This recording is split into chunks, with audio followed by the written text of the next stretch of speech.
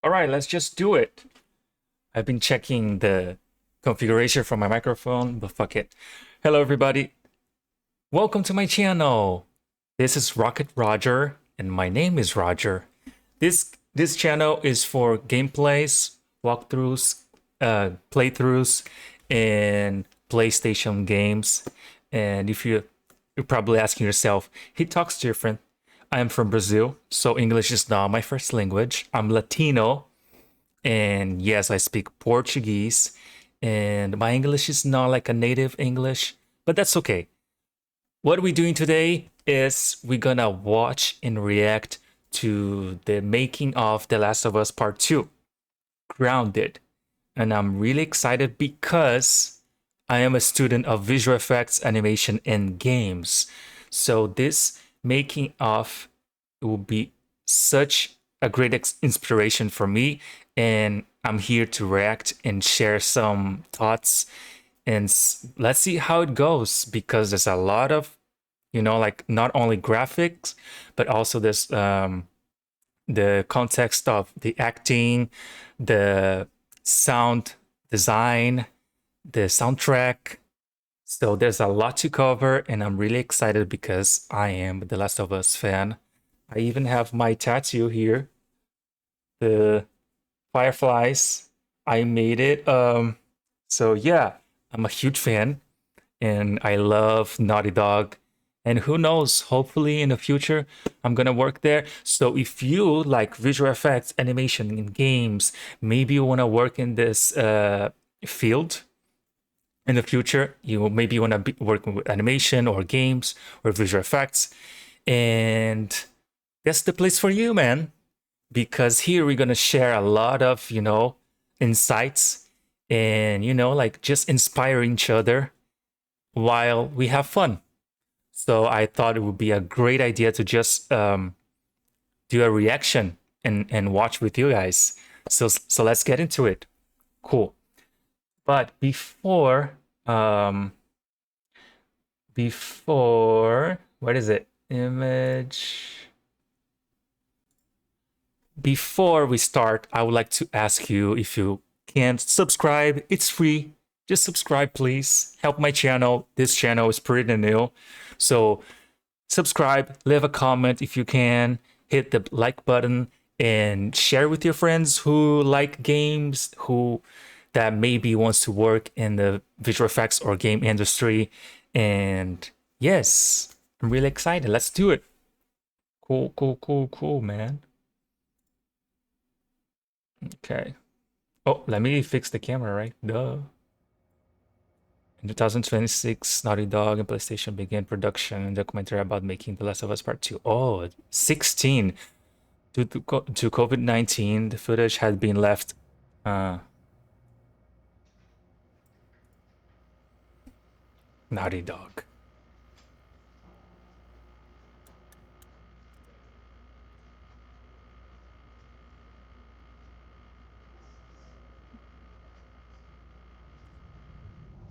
The Santa Monica studio. Okay. Okay. Thank you all for what is about to be a very long presentation. Wow, his head was so long. So Anthony and I ran some numbers, and to our best guess, The Last of Us Part 2 is 10 to 30% longer than Last of Us Part 1. However, this is the most detailed story presentation we've ever done. Like, if you think about the presentation for T1, where we kind of talk about the quarantine zone in somewhat detail, even though most of it changed, and then it's like, and here are some things that might happen with Joel and Ellie. They might go into a spore-filled subway tunnel. They might fight some cannibals. At some point, Joel will get incapacitated. And this has everything figured out, even though it might change. Every character is accounted for. Every cinematic is accounted for in this presentation, which means it's going to feel twice as long as the first game. So when you freak out, that's normal. That's part of this. Rounded 2. Yay. Do you Oh, this is guys about an hour and a half to 2 hours. So hopefully you got your pee break. Okay. imagine working So there? we open on 15-year-old Ellie. This is a few weeks after the events of the first game. The film contains story spoilers. So if you haven't played the game yet, go play it first, and then you come leading here. Down to this basement, and Ellie sees Tommy, and he's just finished climbing out of this basement, and he's hurt bad, and he's rambling about something, needing to go after these people. Ellie's trying to ask him what happened, where's Joel, and he doesn't make any sense to her, and she starts to go downstairs. Tommy grabs her hand and tries to stop her, but he's too weak. She rips her arm away, and she heads down. And with each step, her heart races faster and faster as she sees this trail of blood. She opens the door, revealing Joel's mutilated body. And then shock just sets in, and she screams and tries to grab his body, and Dina comes and rips her away, and on that cacophony of sounds, silence.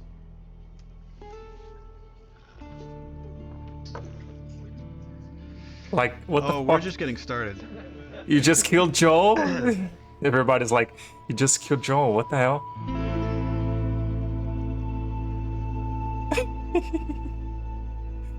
It doesn't need a sequel.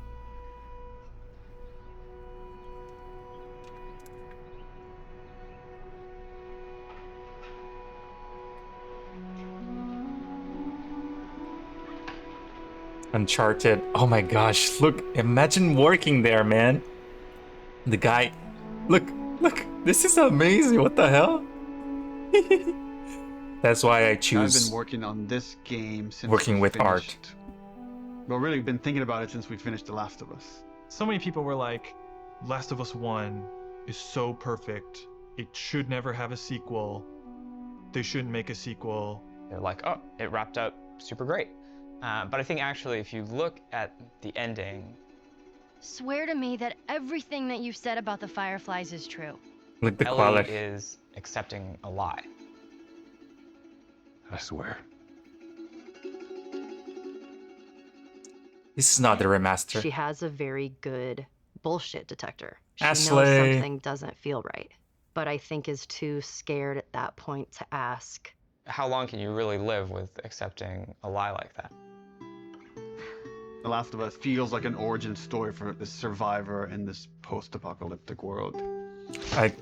Seeing like how Iconic Ellie has scene. become such a strong, unique character, it really felt like, if we were to do a sequel, it'd be a shame for it not to focus on her. Exactly. The fuck out of the way. Yeah, once we're done with this whole thing, I'm gonna teach you how to play guitar. Yeah, I reckon you'd really like that. What do you say, huh?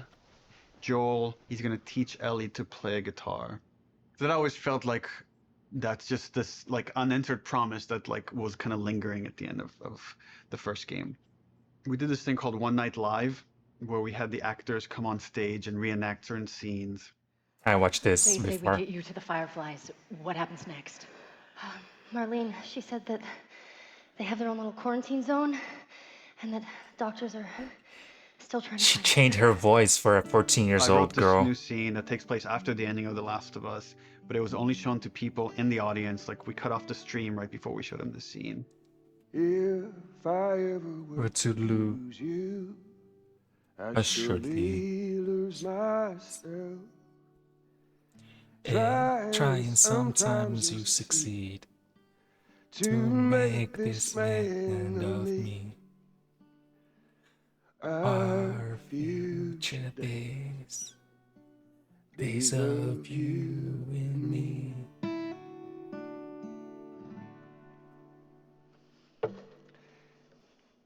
She's yours. No, I don't know the first thing about this. Hey, I promised you I'd teach you how to play. That scene ends with Ellie holding the guitar and playing one note. And that image was so strong in my mind that I'm sure that kind of trickled into this idea of this trailer. So I started working on some shaking. concept art, kept fleshing out the story. And as it felt like it was kind of gaining momentum, Uncharted 4 needed all hands on deck. I love Uncharted. Naughty Dog had always made one game, and as soon as it finishes one game, it works on another. When I started on Uncharted 3, We were starting to experiment then with trying to do 2 teams. After we finished Uncharted 3, I jumped onto Uncharted 4. At some point in time, Uncharted 4 was coming down to the wire, and it's just, we had to shift resources, and pretty much everyone just ended up on Uncharted, trying to finish it up. Maya. So I Yeah. said, okay, before I come on like in full force on Uncharted 4, I just want to capture this trailer. I walk the valley. This is really cool. I want to work with this. Evil, 'cause I'm blind to it all. Said I walk beside the still waters and they restore my soul, but I can't walk. I watched this album. I listened to this album so much. Many times. 'Cause I'm Wrong. wrong. During the entire production of Uncharted 4, that's all I could think about. I had a lot of investment in Uncharted 4, but the day we were done with Uncharted 4, went right back to that trailer to wrap it up.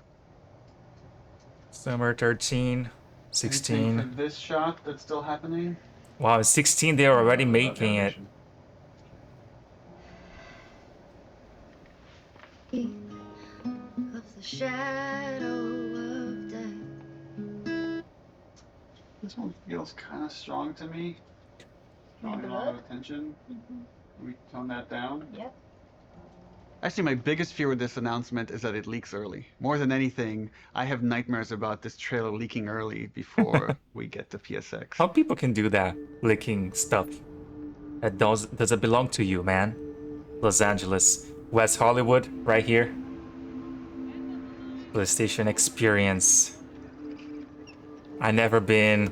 If we're I going to really wanna surprise go. people, PSX, the PlayStation Experience, hasn't set itself up yet as a place where big titles get revealed. That's E3.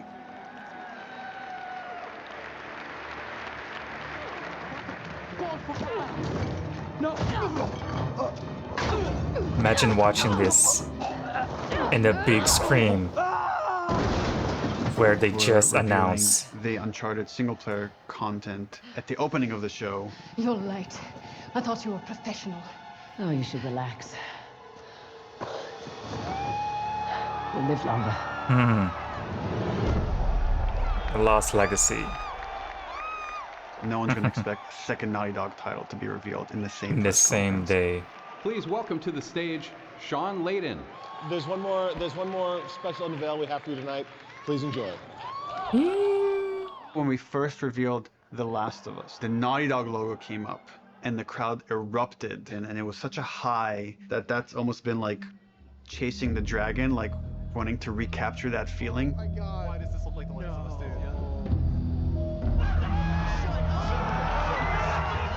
Playing it at this surprising moment. I remember. Hopefully it will have a similar feel.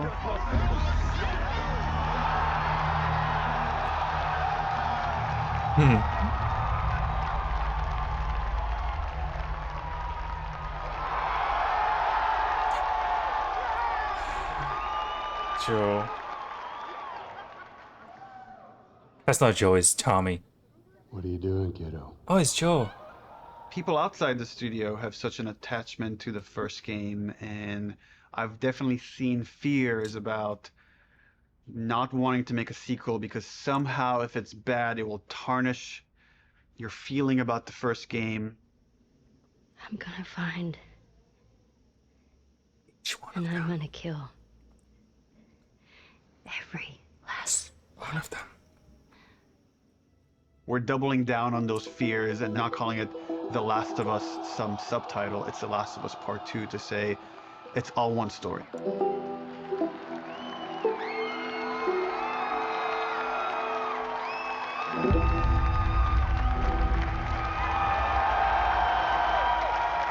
Do you guys think there might be a part 3? I hope so.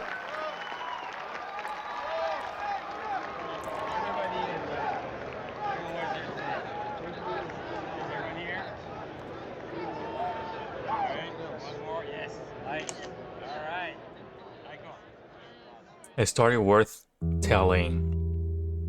The best story I ever seen The concept in for the the game sequel industry. had to feel compelling enough, have enough weight that felt like, okay, this is an experience worth creating, worth spending the next 3 years on. I became really intrigued with the idea of the cycle of violence and how like certain events would trigger acts of violence that then would beget more acts of violence. It's almost never satisfying. It never brings the person you love back. And despite you thinking it's going to bring some closure, it doesn't. We just need more empathy. Wouldn't it be awesome if we could create an experience that lets you safely explore those feelings? First time I played with theme, Abby, all of a sudden everything fell into place. I and hated this it. outline emerged. The whole catalyst for what starts the second game is Joel killing the doctor. No! That feeds right back in that idea of that cycle of violence. Now it sets up this whole kind of sequence of events. We're gonna start the game where you're playing a new character. That sequence ends with this character killing Joel. That And was we really really have to fucked paint up. her as this monster. Then Like seriously, they were so smart and intelligent to make you play as the other character, the villain, the character we're supposed to hate, and they force us to play with that character. At first time, I hated it. And when you play the next chunk of the game and you're Ellie and you're gonna pursue justice, quote unquote, and you're gonna go kill this entire crew. And you keep going back and forth We're playing gonna with Allie go and back Abby. in time and show you that same sequence of events. This character that you saw as a monster, to now get you to see things from her perspective. And how this crew is a bunch of people trying to survive in this world. And they had And their then- reasons for pursuing and finding Joel and killing him. At the end, you love Abby. And That's the story was becoming very epic and ambitious. And I had a few parts that I was kind of stuck on. And I felt like to kind of shake things up, I wanted to bring in another writer. I thought it was a very thoughtful story about violence and obsession. He had Abby, sort of like this girl who was the daughter of the doctor. And that Ellie would go on artwork's this so good. vengeance quest. And when he was like, and then Ellie actually kills Abby, I was like, what? You're gonna... Yeah, let's fucking do it. Not only is she contributing in a lot of ways, I feel like she's challenging what this story can be. imagine working with these people. She's So wanted inspiring. to add more romantic intimacy between the characters. Those are areas that I've been, I don't know, more uncomfortable writing that stuff. After the first day, she was telling me that she went home and told her husband that I think I just got Ellie's girlfriend pregnant. Because that was her big idea the first day. And that had this trickle-on effect and actually added a lot to the story. Ellie is this very relatable character. I thought she was a perfect vehicle to challenge this notion that violence doesn't have a cost, because it does have a cost in reality. It's going to ruin this girl. Yeah, you guys have to play it because this have a lot of spoilers. The fingers. You know, people love Joel and Ellie, and we are about to kill one and make the other one a villain. I was very nervous telling Troy we're going to kill off Joel. In the first game, he was advocating that Joel should die. When I read the ending to part one, I was like, you're going to piss a lot of people off. Let me go. Marlene is the closest thing to a parent that Ellie has had outside of Joel. You just come after her. Yeah, that was A lot very people got selfish hurt, of him. And Marlene would be one of those people. Joel has crossed these moral lines and therefore he deserves to die, and he thought it might be a more dramatic ending. And I was like, no, you're crazy. But then in the second game, that's why I was thought oh, he would take it pretty easily. He goes, so Joel dies. And he's like, and so this happens, and then and I literally had to stop and I was like, can you give me just a second? Because it literally was as if Someone was telling me about how my friend had just died. Aww. I think he kind of took it hard. It was like the character meant so much to him. The first time I played was really heartbreaking for me. We're gonna kill off this Aw. character. His role is gonna be much smaller on this one. All of a sudden, it was, please don't take this from me yet. Ellie is scared to be alone. Everybody Same. that she's loved up until that point, she's lost them. It's hard to imagine the story without Jill dying. Like, you feel that hate, Ellie feels that hate. You're one-to-one, you're on the stick, and that informs the rest of the story. This way, come on! That was very fucked up because Joel actually saved Abby at this point right here. You okay? Yeah. We get you through interactivity to Her really face. connect and empathize with this So character. good. Y'all act like you heard of us or something. And then make you feel like 'Cause they I've have. led Joel to a trap.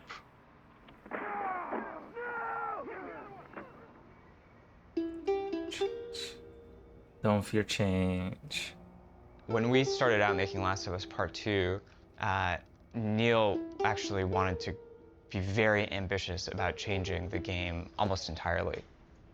In the first like 4 or 5 months, the game was actually kind of an open world, inspired by Bloodborne.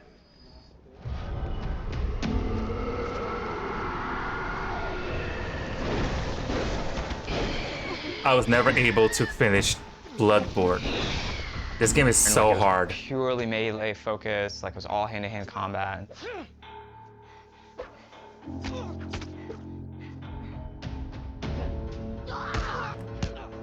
it wasn't just the Damn. melee combat, we were also looking at sort of layout structure. So cool. Bloodborne had a very sort of an open This is space Unreal- that sort of kept Unreal getting bigger 5. and bigger as you explored. I really like that feeling that you get of mastery over the world. It starts to become kind of almost a character in the game itself. Every artist has some inspiration. And so that was also something we were looking at. It's not exactly copying it. We It's started out just making it as different as humanly possible from the first game as we could, and then kind of dialing it back. The open world thing didn't work with the story that we were trying to tell and stuff. So in pre-production, we spent a lot of time just doing setups. Self-contained sort of units that tried to expound on a single sort of idea. Haha, that's Unreal. Trying to start out with sort of simple shapes. Ah, and building that's up so to more cool. This complex trees. shapes. I made a Starting out game with this. one or two mechanics and building up to those mechanics. That's so cool. Even in our experiments, we try to add like as much context as we can. Like we establish a designer. goal that you're going to be going for. We establish beats so that there's like an emotional journey. The stakes are raised. Figuring out some traversal stuff. A lot of climbing and balance beams and seeing how far we can sort of push in that direction without it getting over the top like Uncharted. Mm-hmm. More sort of verticality, more use of grass and stealth. Yeah, that was a great addition to the second game. My name is Arnaldo Lisea. And what do you do here? I do design. I know. How long have you been doing that? A day. Dude, you I got need an the opportunity braces. to work in QA, and that was a great learning experience. I shipped The Last of Us and Uncharted 4. The thing I'm proudest of is the people who came in to a quality assurance job as a contractor, which is entry-level work, and used that job to get to where they ultimately wanted to be. Exactly what I want. When I interviewed for the QA position, I specifically said that my goal was to be a designer. He had formed this relationship with design where they knew they could rely on him, spending his free time designing a demo, and at the same time, him going to them and not being like, here's 50 bugs you need to fix. He went to them and was like, what do you need? How do I help you? What kind of bugs do you need? And for their part, they embraced him and were like, why don't we show you how to lay out nav mesh? Oh my gosh, that's so cool. I'm anxious to prove myself. There is no babying when you He's so start. lucky. He just hits the ground running. He If I made the don't cut chance it, for I go himself. back to QA or find something else. We're trying to figure out at the moment how we handle big spaces, bigger than the first game. The enemies are so too spread out to be really considered like one single small encounter. And seeing what behaviors we need to start developing for them to make it look good. Design review. The opening of Seattle, that whole section was pretty slow and quite linear in the level design. Let's assume that there's guys in this building, someone's starting to shoot at me from the second floor. So, okay, if I'm on the horse and I'm getting shot at, I can't take cover with the horse, so probably first thing I'm going to do is jump off. And that's slow and clumsy, and maybe we can make that faster. It's like, but once I jump off, I'm going to want to take cover behind something. It's like, okay, I'm taking cover. Now what the fuck do I do with this horse? I assume the enemies are going to shoot at it. If they don't, that's kind of weird. Does Dina ride off with the horse to help it stay safe? Well, that sucks because I'm trying to build a relationship with Dina, and if my partner leaves me, that makes me like her less. I'm like, okay, so Dina has to get off the horse and take cover with me. He's so smart. With the enemies. Okay, but the horse is still there, so what happens with this horse? Does it ride off on its own in order to like protect itself and then come back after? Oh, that feels too intelligent for a horse. That seems a little funny. As soon as there's range combat, the horse kind of makes it fall apart. What if we did this whole sequence on foot? How do I approach this building? Imagine this is more dense with cars and ferns and interesting ways for me to close this distance. Maybe when I get close enough, 2 militia guys come out. I have this little firefight with this front before I could rush forward and go into this building, climb up, and take out the sharpshooter that was harassing me. Imagine Really working simple, with these small people. fight. Now there's tension. Such a privilege. Attacks can come from anywhere, like from this rooftop, from these windows. You get to learn so And much. that really inspired us to take some pretty drastic changes as far as the flow, inserting more combat, opening up the layout to give the player more options as far as they explore the city. You can imagine this as being kind of the hub with it poking into streets, and I could go into the streets and explore and find those locations, what we're kind of calling dungeons. So that's the plan. Some of these changes are big, but it got us excited. This feels like a true evolution of T1 as far as going more systemic and giving you options. T1 is an internal scale, name for it's The about Last of Us. scope, it's about can we actually build this thing? The scope is always bigger than the last game. It always has been. It always will be, probably. But this scope on this game is something pretty extraordinary. Everyone seems to agree that the thing we're building is going to be cool. Once it's done, it's just that it's such a big game. Our games have become more and more ambitious, and the studio has gotten a lot bigger. When I started here, we're 40 people. So many people. Now we're over 300. You can't handle that many people with a flat hierarchy. As we grew, we've had to introduce new titles just to control management, control communication, make sure things don't fall through the cracks. We have no producers at Naughty Dog. There's so many talented people here that you can rely on and lean on. It makes the game better. And that's really kind of the secret sauce of Naughty Dog, is how collaborative it is. I'm gonna work there You someday. find the right people who really want to do the best they I can know I possibly will. do, and then you kind of give them the resources to try. You're getting what you asked for as a creative person, right? You're kind of getting the freedom to go as far as you can go, but sometimes I think we need to be saved from ourselves a little bit. With The Last of Us 2, there's a real sense of opportunity. This is going to be a much cleaner production than we've done in the past. We're going to get it right this time. subscribe to my channel. This is the first project that has had the proper pre-production period, where we have locked down, for the most part, the story beginning, middle, and end before we started production. That hasn't happened. I don't know if that has ever happened, now that I think about it. It's a very, very messy process, which is, again, why it's a lot of times really difficult to schedule. I think right now we are planning on springtime of 2018. So when springtime of 2018 comes around, The Last of Us 2 isn't in stores, you can look back at this and say, well, I guess their plan wasn't exactly set in stone. It took longer than that. Historically, we've done very poorly at being efficient without the pressure of an external deadline. Every time we have some showing of our games, if it's going to be seen publicly, it's got to be one of the best looking playing things in the industry. For example, the first trailer was coming online, and that forced us to define the look of our game, define the location of where the game takes place, Seattle, define Ellie's look and her age and her hair and her outfit. We're forced to make those choices. We can't just keep iterating because there's a deadline. We want to try and schedule the game using these milestones as soon as possible. Which means we got to keep the marketing rolling, which means next E3, 6 months away, we need to look at a gameplay demo.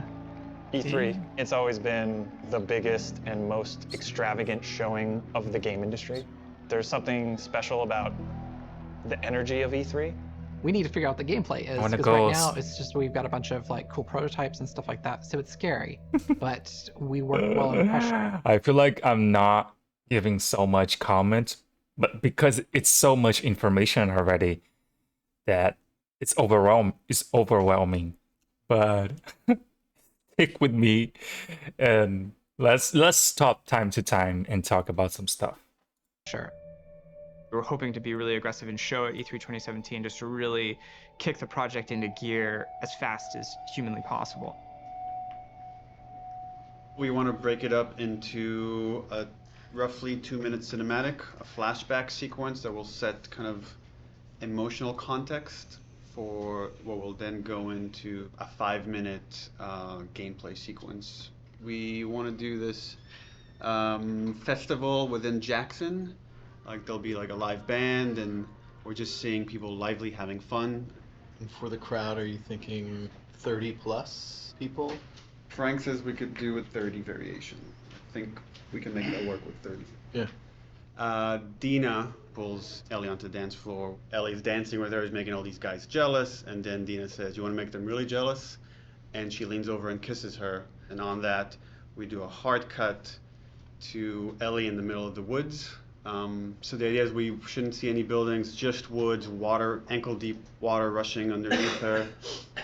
What about rain? Are we still doing rain?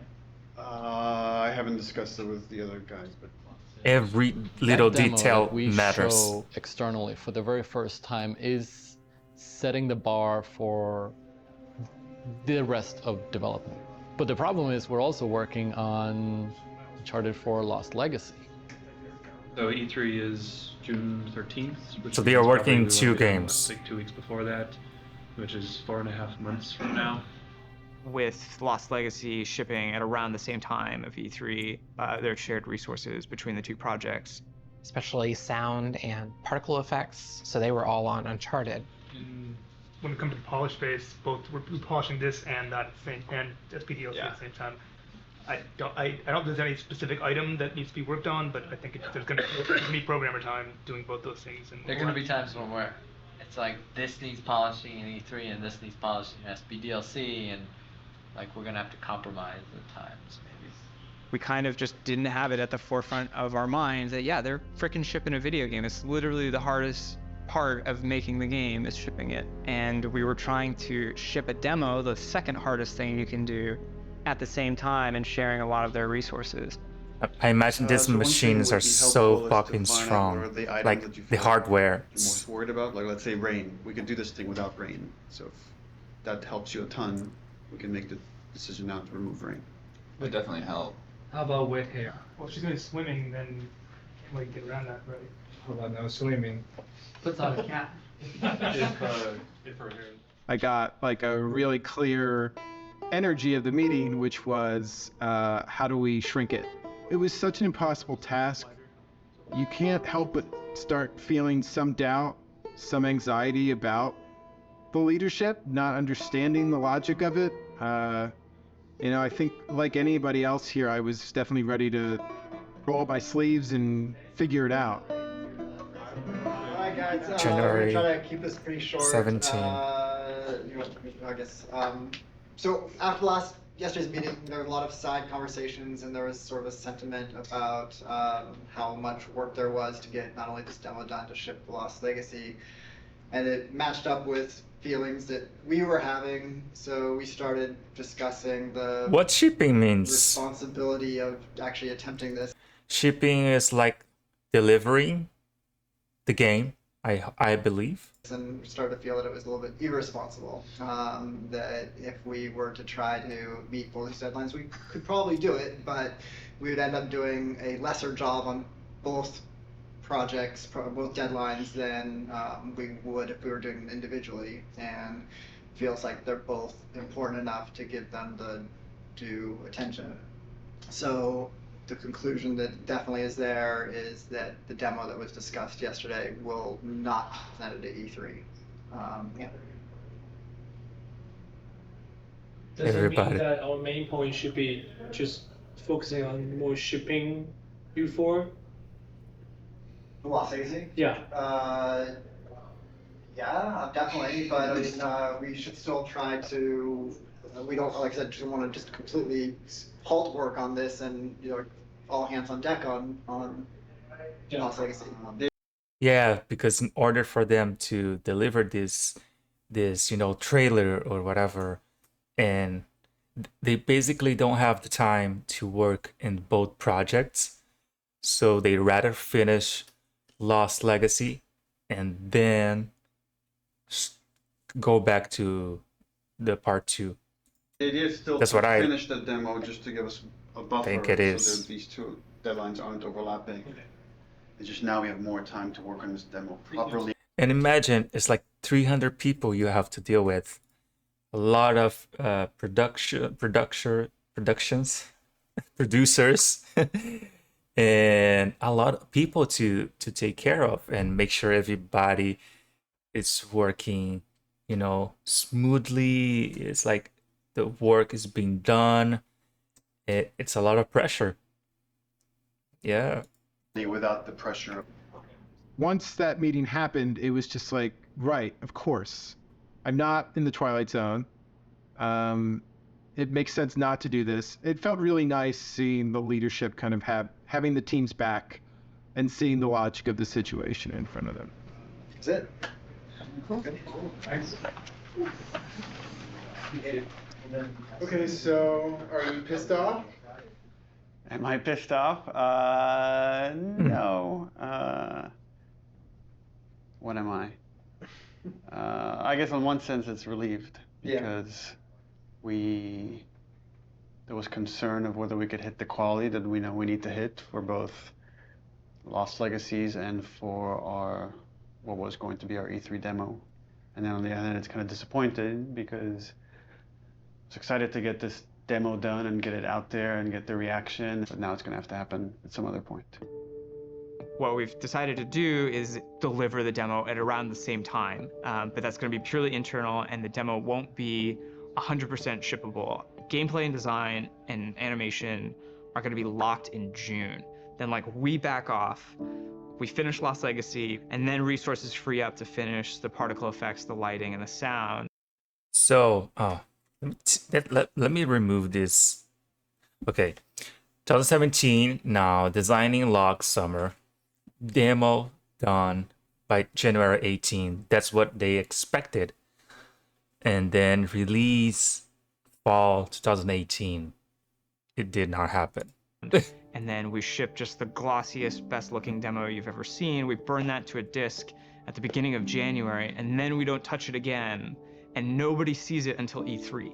It's going to be really interesting to see if we can really, really commit to being done, 5 months, 6 months in advance of E3, and not be tempted to say it could be a little better, let's go back.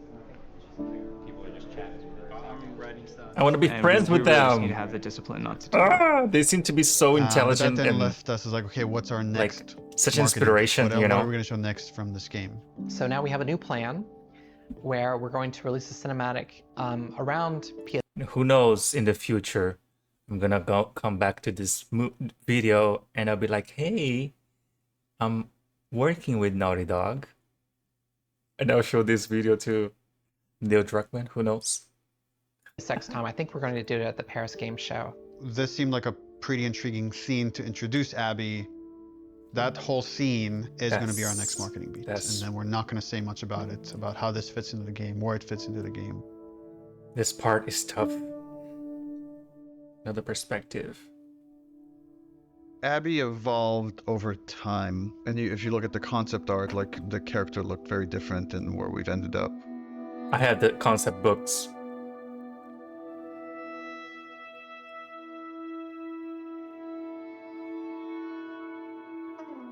I don't remember at what point we decided to go with someone like really kind of muscular and broad, but I remember once the idea came up, it felt very fresh.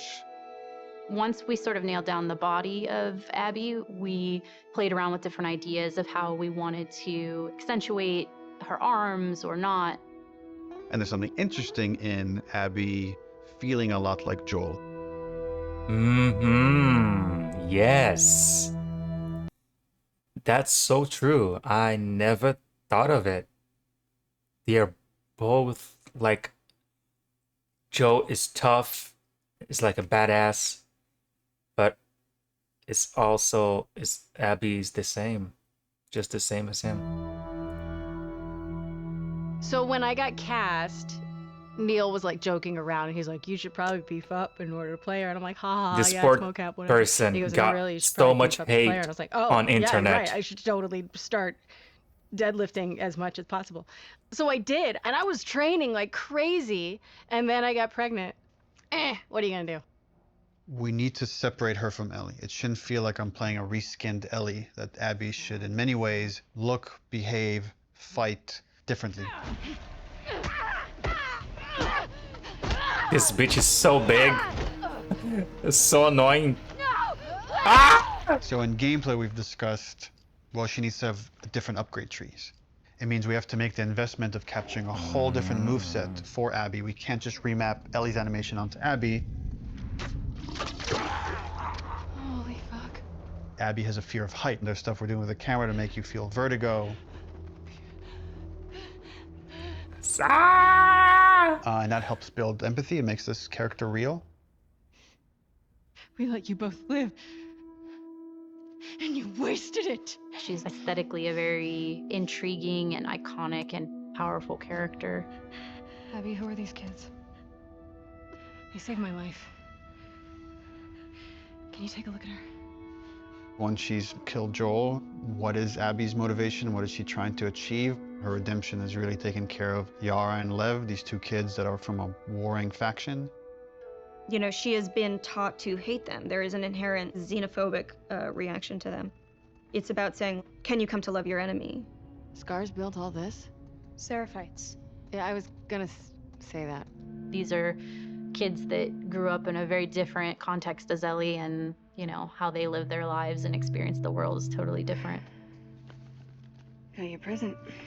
I'm getting really attached to Lev. He's been able to keep his head up despite losing so much himself in a world that is so harsh. We're taking too long. Can't move any faster. I won't do your sister any good if we're both dead. I really like his dynamic with Abby. Her having this, like, fucking brassy little sidekick who calls her on her shit in a way that nobody else can. Yeah. What's going on? The same thing that happens to Joel with Ellie. Joel was like, you know, whatever, my life is over. And then he found Ellie and found some purpose for living. And Abby took it, Joel from Ellie and Ellie from Joel. And then Abby was like, oh, he killed my father. My life is over. There's no meaning to be living anymore. And then she found those two kids. And this little guy here, she just want to protect them. Because now she has like a reason to, you know, to keep going. Between you and your friend Owen. Oh my god, Lev, now? It seemed really awkward. Just go. Who understands the sort of sense of being orphaned in the way that a lot of people can't. How long have you two been on the run for? 2 days. What the hell did you do? I shaved my head. They want to kill a little boy because he shaved his head. I am not trans, so it's a very delicate thing to tell a story of an experience that I've not had. And that's something that we want to take seriously. Did you hear what they called me? Yeah. Do you want to ask me about it? Do you want me to ask you about it? No. Wait. Okay. It's really about trying to create a multifaceted character. I never noticed it. Because the first time I played The Last of Us Part 2, I played in Portuguese. And I don't remember. Or I never noticed. Or I don't know if they... I'm so confused. But now I know this little boy is actually a trans boy. Oh. Who is trans, and that is absolutely an important part of who he is, but also a part of who he is, not the whole of who he is.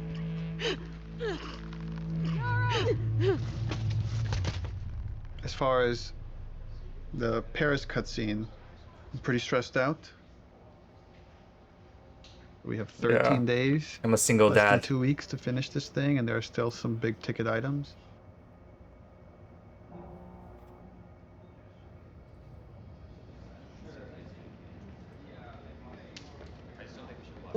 The office is huge. Lost Legacy turned out to be a much bigger project than we originally envisioned, but now that it's done, everyone is now on board. We've got the Greenlight demo done. She's putting on quite the show. It's very real. We're in full production now, so I guess that's the short of it, is we're in full production now. Yay.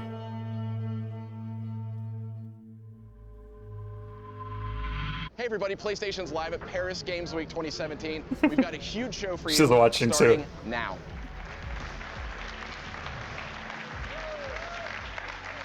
Wow, what a great way to open Paris Games Week. Let's have the first in-depth look at a much anticipated and exclusive title. Last of Us 2. Last of Us 2. Please, please. Please be Last of Us 2.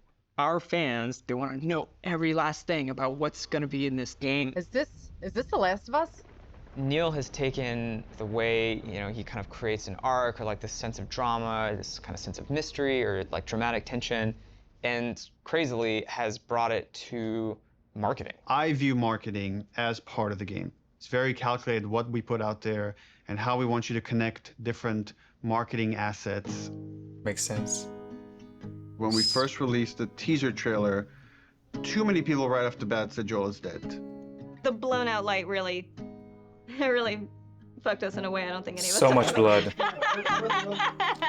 Part 2 has so much blood. We underestimated our audience a little bit. They're so sophisticated now, so you have to get more sophisticated, like how am I still going to surprise players and viewers?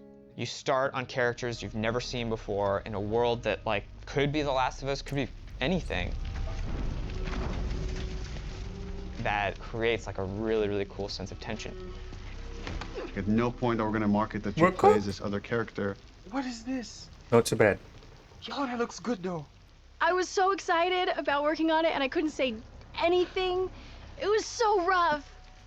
Oh, is she gonna cut a baby out of her belly? In Uncharted 4, you find a comic book that shows Ellie's mom pregnant. So people already had theories that Last of Us Part 2 was going to have Ellie's mom. Oh, if we just kind of black out the letters, she has the same number of letters as Anna, Ellie's mom's name. It's so smart. We'll get people to think this is Ellie's mom. Yes. Oh my god. Girl's got a good... That hammer's from the Outbreak poster. So we had that poster with the forearm of a character you've never seen before, with this like kind of wolf's head in the background. What does that mean? Kind of like prompting this mystery. You want people to feel like they figured everything out and then have the story surprise them. Man, if this is The Last of Us 2, bro. Her arms. I'm gonna go crazy. Oh my god. Last of Us 2? Yes,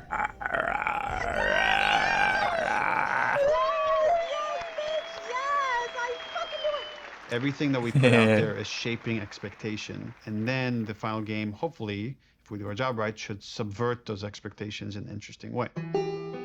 Was that Ellie's mom? We knew we were pushing boundaries with that cinematic. We are making a violent game. We're not going to shy away from how violent it is. It is part of what we're trying to say. It's really and violent. I thought it was a great discussion initially about what is the appropriate level of violence. When is something so violent that it just turns you off where you just don't want to experience it at all? I like that they were wrestling with those things. I didn't like some of the insinuations about the trailer being misogynistic towards the female characters. I don't think this story ever glorifies violence against women. There's no bias towards women or men. It just so happens that the two protagonists of this story are female, and therefore that's what you're going to see the most of. Yeah. There has to be fail states in video games, which means a character has to be capable of being hurt. Oh, crap. So does that mean that there can be no female protagonists in video games? I'm still not ready for those Because moments. that feels super sexist to me. And frankly, like, women are the victims of violence, and don't we want to see women fucking fight back once in a while? Hell yeah.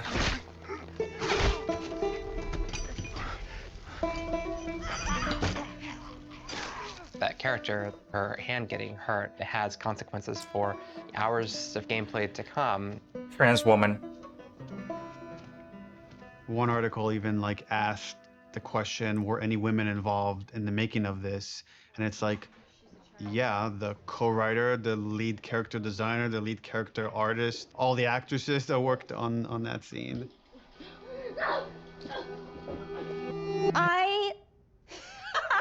That's so fucking... Here's what I hate about that article. I'm sorry.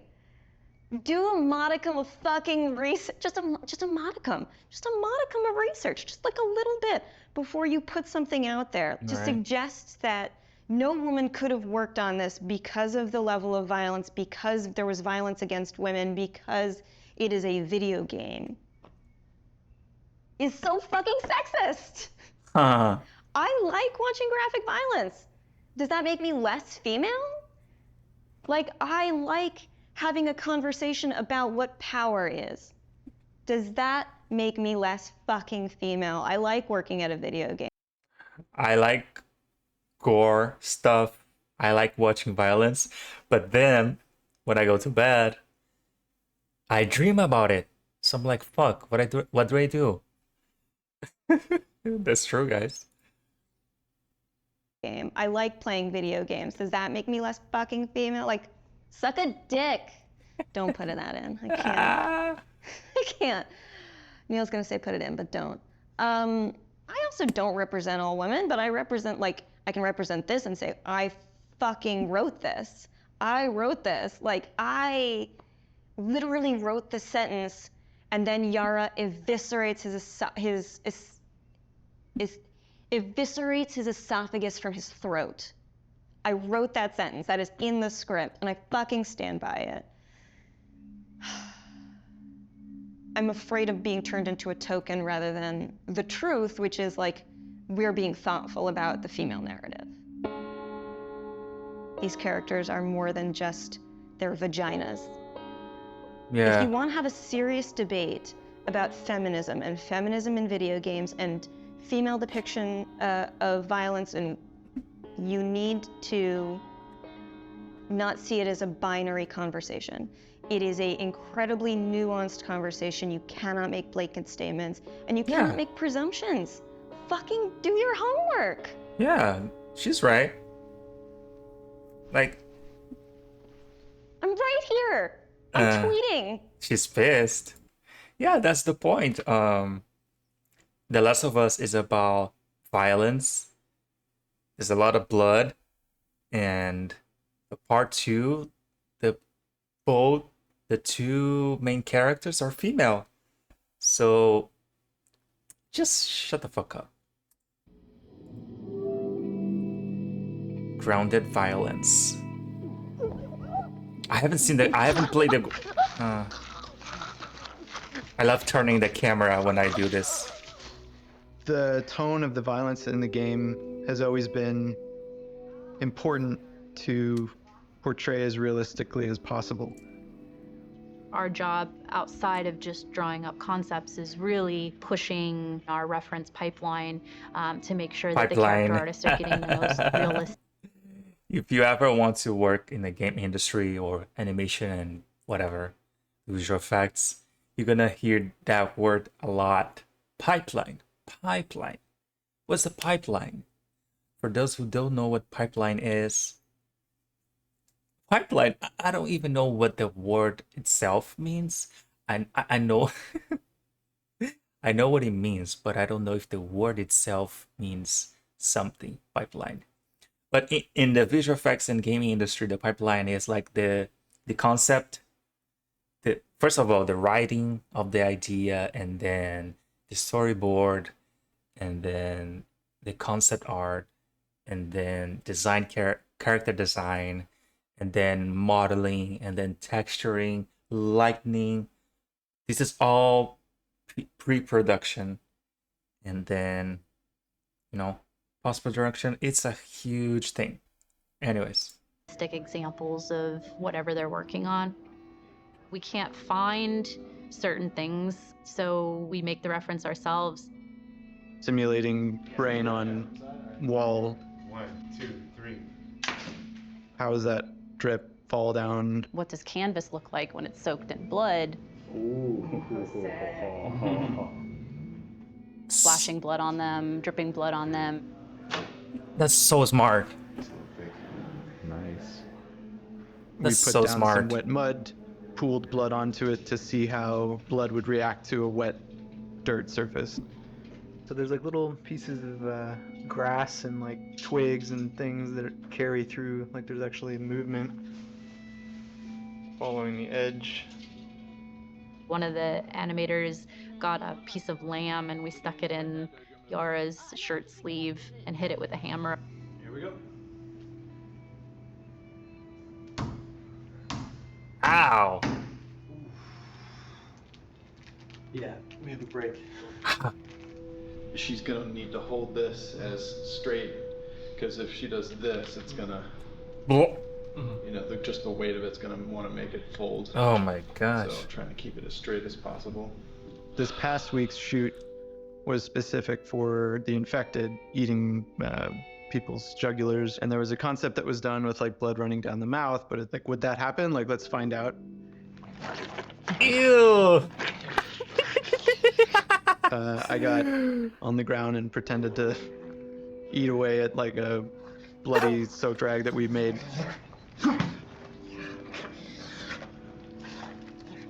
Dude!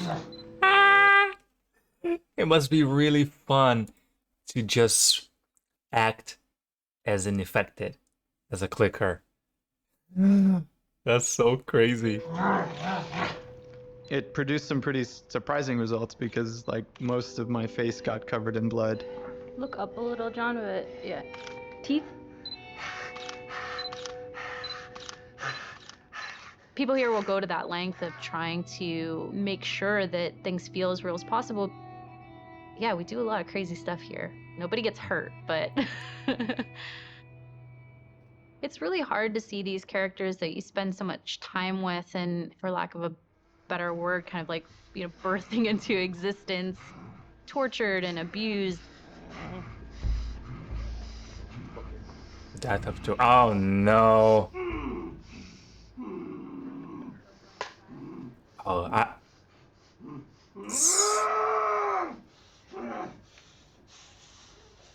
We're shooting the Joel death scene, which is like the catalyst, the opening of the game.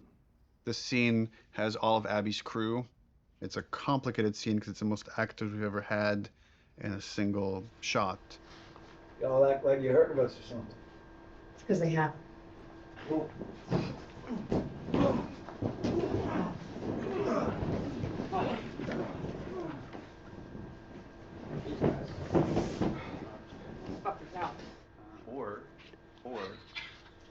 Joel doesn't die. just me out. Now that you got that. imagine how intense this scene is to become friends. Knowing what To was going to make it- happen and knowing how it was going to happen. Yeah. I got very fearful. There's so much weight to this scene. Yeah, This scene it's has to be very, right. That's really difficult to reshoot it if we need to. very emotional. But Yeah. in the first game, having to call Troy and Hannah back to reshoot Sarah's death was very, very, very difficult for me. The last time I tried to do a big emotional scene, Don't do this, please don't do this, don't do this, don't do this, don't do this, please, God, no. Oh, God, no. that didn't go too well. That was And we too had to much. reshoot it. That was too Don't do much. this to me, baby. Don't do this to me, baby. Come on.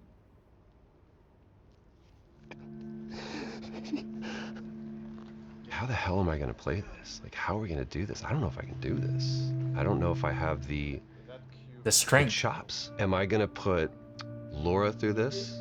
Because I know how hard it's going to be on her. Audio, camera, speak. Rolling. Take one, Mark. Action.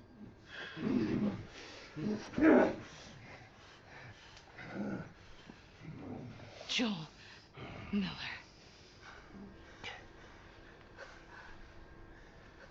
Who are you?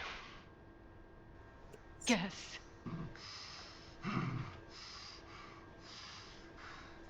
Why don't you just get out whatever speech you rehearsed? Get this over with. She's crying. You don't get to rush this. You don't get to rush this. At the end, I really loved what he brought to it.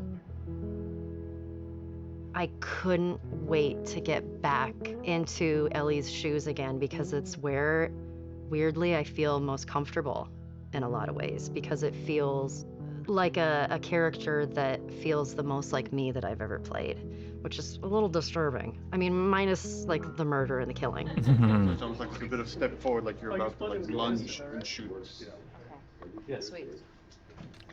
And one thing we have to take in consideration is like for actors, in order for them, most of them, in order for them to play the character, they gotta think like the character. They become the character. They believe they are the character, so they can bring that the real emotion to the scene. So recording like something so, you know, disturbing like the Joel's death is really hard on people. Imagine doing this 1, 2, 3 times. The biggest change that has happened since initial pitch is Ellie is there when Joel is killed. It used to be she came across the body, and then she had to rely on Tommy's testimony of what happened. And we shifted it, which made it much more dramatic and intense for her. And I think puts more of it on screen and again, allows you better to understand why she needs to pursue these people.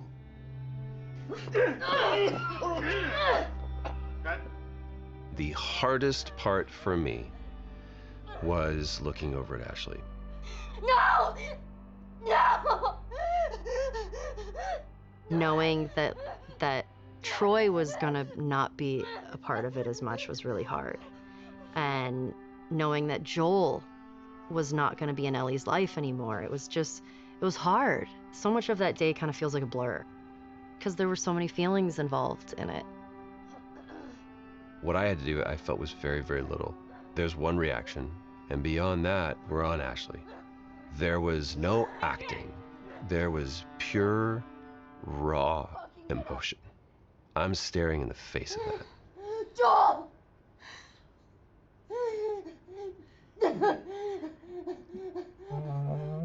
Why are you doing this? Get the fuck off me! I'd lost a little bit of my voice. I couldn't scream like as loud as I wanted to, you know, to get that frustration and that sadness out. Ashley was behind, crying, and God. And knowing Abby was taking this away from her was very difficult. And so I was crying when we were filming that scene.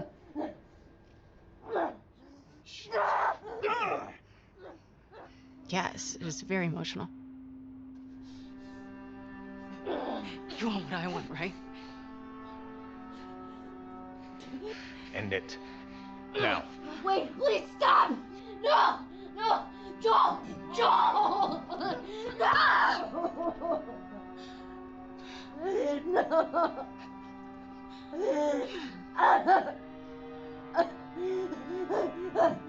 We want him to die in this really unforgiving sort of way. Like, it needs to feel senseless for you to say, fuck these people, I'm gonna pursue them to the ends of the earth and make them pay.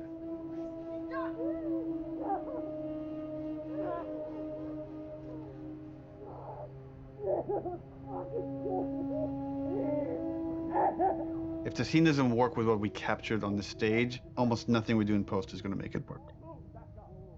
Joe will take a pass at the scene, and I'll give kind of high-level notes.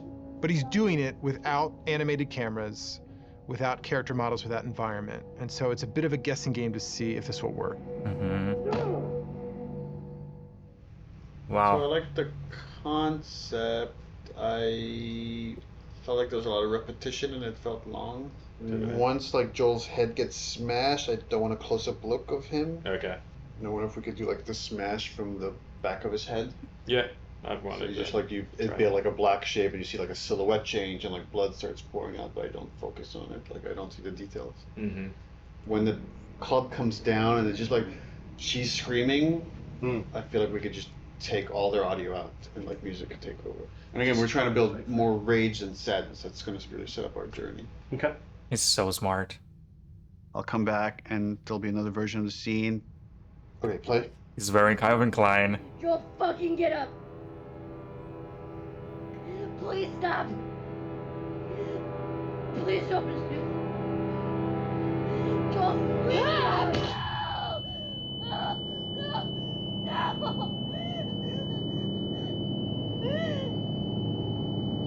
Not even I can watch this Overall, it's fucking awesome. multiple times. I got emotional just the part where before he gets killed, it feels so fucking tense. There certainly is still a ton to do. We That's still have After Effects. like 45 scenes that haven't even been looked at yet. It's terrifying given our deadline. The process right now is just getting Neil. We just need to get Neil into the room. Which one are we showing first? We've got essentially 3 versions. The one that I did, and this would work with what we're talking about doing with the scene, and then... Close one.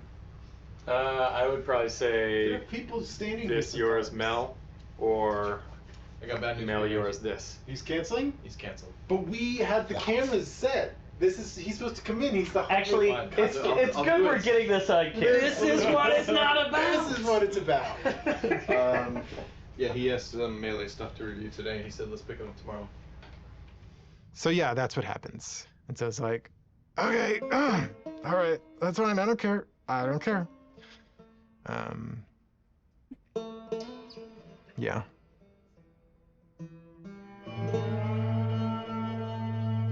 I feel my ring light is too bright. I get called up to Neil's office one day.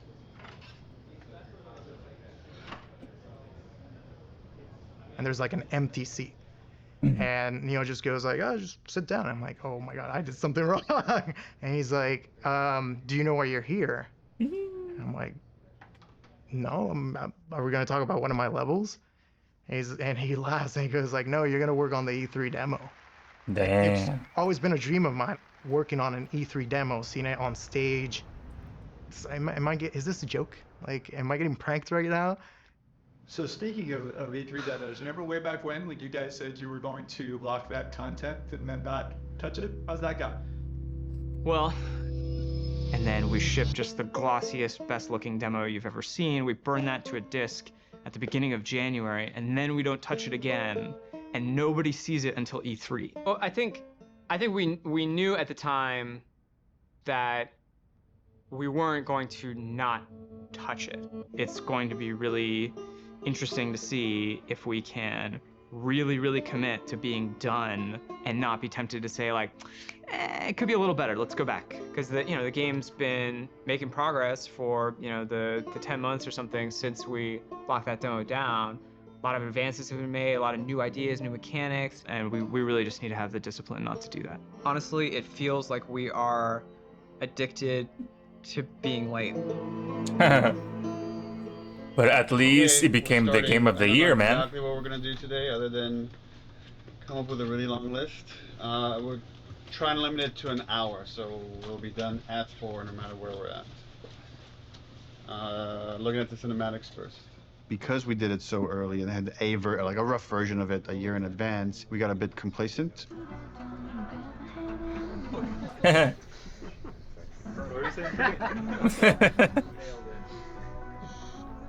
She's putting on quite the show.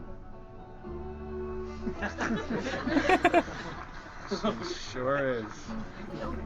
Where are we on getting physics on these strands? We are working on it. So for next time? For next time?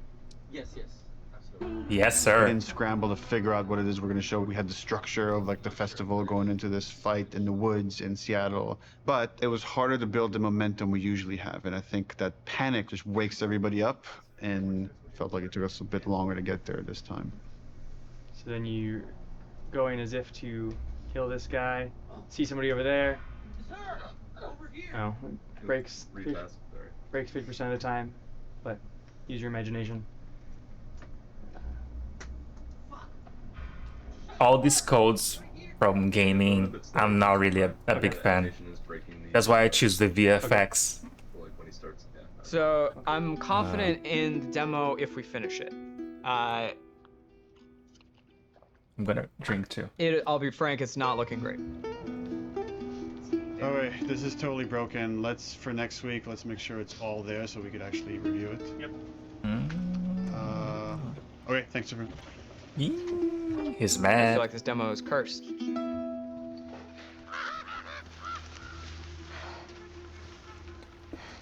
The E3 demo. It was a version of our original Greenlight demo. But I had to make it fully playable and shippable. Viper! The first thing I did was just basically take that space made by another level designer and put just enemies in it and start fighting. But when I started playing it, I remember like it wasn't there. That parking structure was way smaller, so it felt more cramped. God is good. God is good. I remember going to Neil's office and being like, how much can I change this? And he's like, well, what are you thinking? I'm like, well, I'm thinking like this big thing, and I'm like, just like brand new designer, I'm just throwing out like everything, like I want to do this, and I want to do that, I want to make sure that it feels like a sandbox, that it feels like this big space, that it's multiple paths, it's like something like we really haven't done before in The Last of Us. And he just goes, go for it, well, let's do it. Oh, see? That's why it's so important to communicating. It's fundamental. Don't be afraid. If you have an idea, share with others.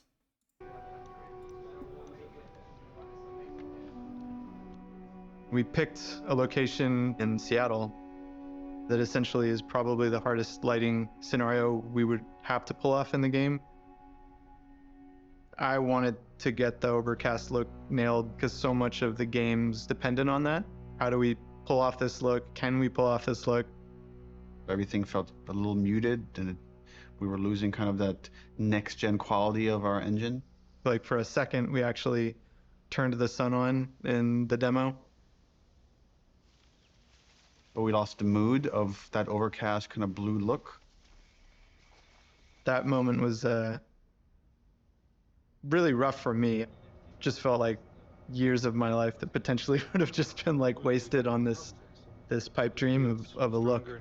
It happens, well, man. We were struggling, like last summer, it was like a fine balancing act. Is this whole thing just gonna crumble? Like, is the whole direction like now gonna have to change for the game, not just this demo? Have I steered this company wrong? Took some really big iterations and tried some crazy ideas, and we came up with kind of a hack.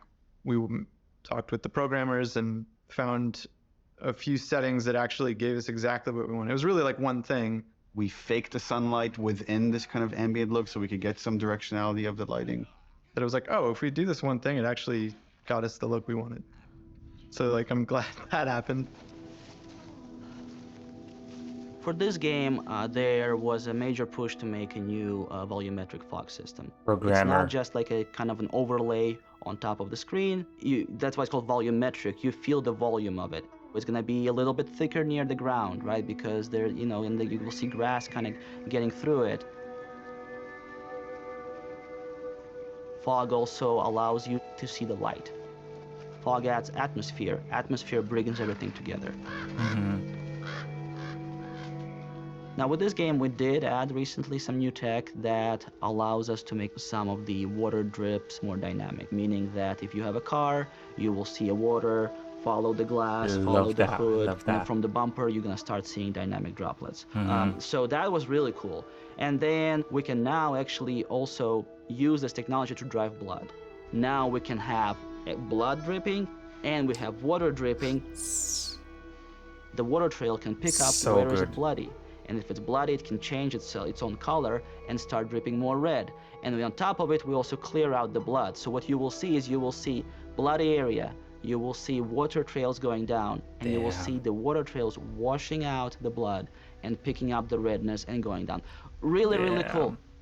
In the E3 demo, So we much do want to detail. show our next-gen animation system.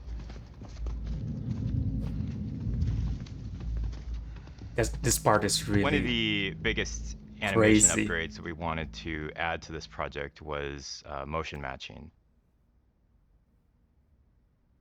The way that it works is it takes a pool of animation data and it picks the most appropriate clip I'm not a fan. blend together and create just very fluid and organic movement. We want these characters to just feel grounded and believable in the world, properly shifting their weight and moving the way a real human would.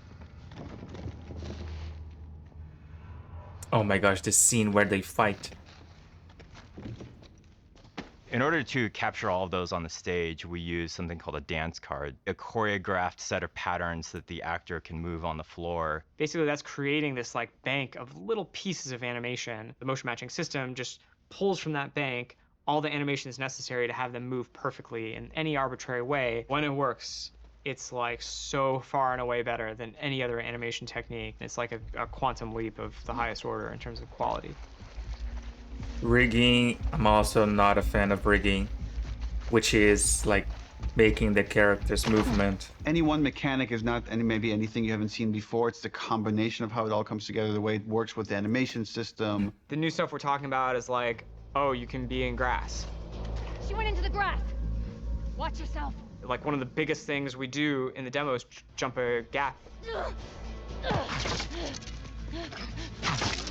It's tough to be like, oh crap, you can jump, you know, like it's like, but it's new to our game. We have to have the best prone mechanic of all time. Oh. Ooh. Yeah, no one's ever seen when Right I here. aim and prone and she actually like rolls up on her back and aims like this.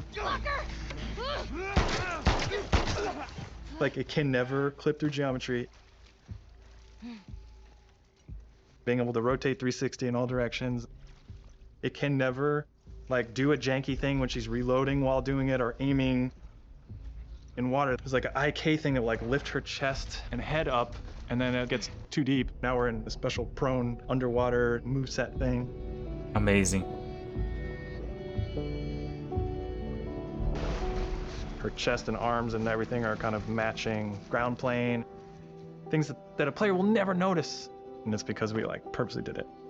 There's no such thing as like, oh, you know, it's not as good as, you know, this other game's one, but like, it's fine. It's got like, no, it's fucking Naughty Dog. We have to have the best version of the thing, whatever that is. That's what I love about Naughty Dog. They want each one of their games to be perfect. E3 overall was amazing.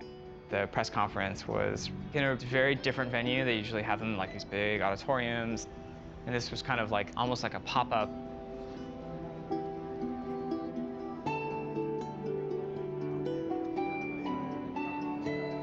It was more like a theme park idea, but it's like in a parking lot, in a tent, in Los Angeles at downtown.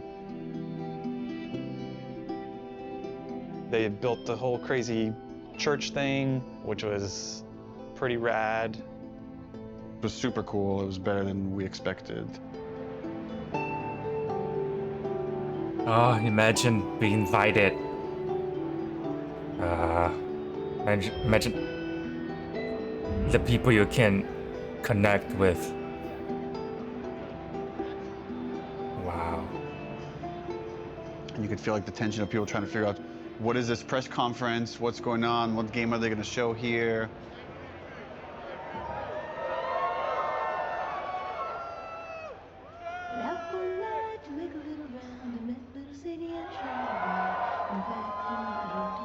On the Naughty Dog logo, you get this big cheer. On the Ellie reveal, you get this big cheer.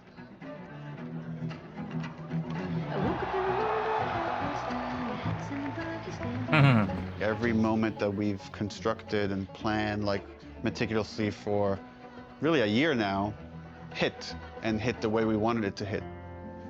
Maybe they're jealous of you. I'm just a girl, not a threat. I think they should be terrified of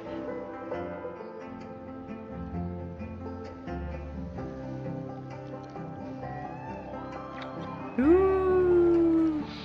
Lesbian kiss. Meow, meow. Hey.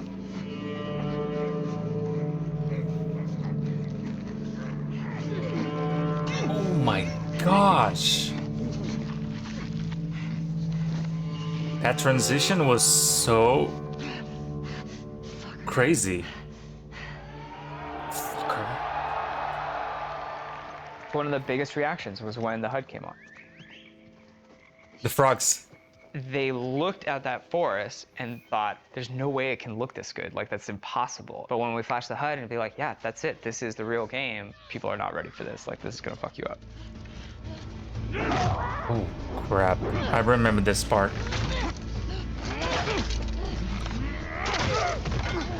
This...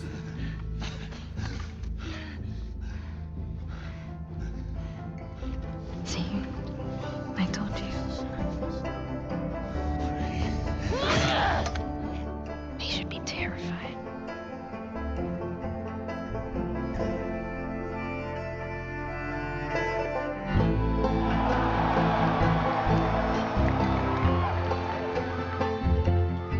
It was electric. My skin was like tingling the whole time. Like as soon as it's done playing, I'm like on my phone. And it was wild. It was wild to see it just everywhere. See it on YouTube, see people commenting on it. Wow, that's so cool, man. And gay. By the way, I'm gay if you haven't noticed yet. It was a really special moment. I shipped something, like, as a level designer. There was such a reaction to the animation fidelity. Holy crap, this is the best looking animation I've ever seen. Are you kidding me? We're on the forums, going through the messages, seeing how much people think it's amazing. Someone's like, sort of cynically, that our stuff was fake. I guess it's kind of a compliment to the animation team for like someone to say it's fake when they're working so hard. And right away I responded, I was like, don't respond, don't do anything, like it's just not professional. I was also a little anxious about it because it's a little fake, you know? Fake is an interesting word. There's an argument that he's right. It's not the final polished game. You can't just play this demo in any way. You have to play it in this very specific way.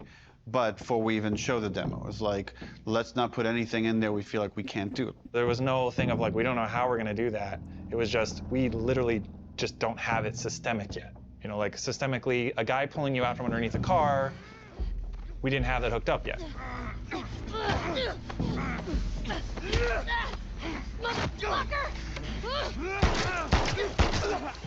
Now we have it hooked up in the game. Holy. It's her! Oh, shoot. All over soon.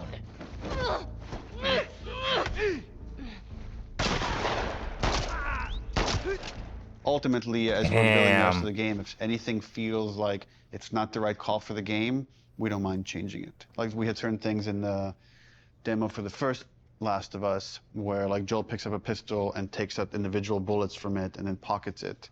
And like we could have done that, it just took too long. So for gameplay purposes, we cut that out. I was talking to other animators and they were like, yeah, man, they think it's fake. They have no idea. Like, it's awesome. The same animators who made this demo are gonna make the final game, so like, I don't know what you're talking about. They were confident, which I'm glad. We knew what we were doing and we knew how special it was. It was a little bit of a microphone drop to the industry, and for many it was inspirational, and they were excited to be able to add some of those details to their games and their future games. And for some of them, it absolutely freaked them out to see this might be the new bar that's expected for other games to follow.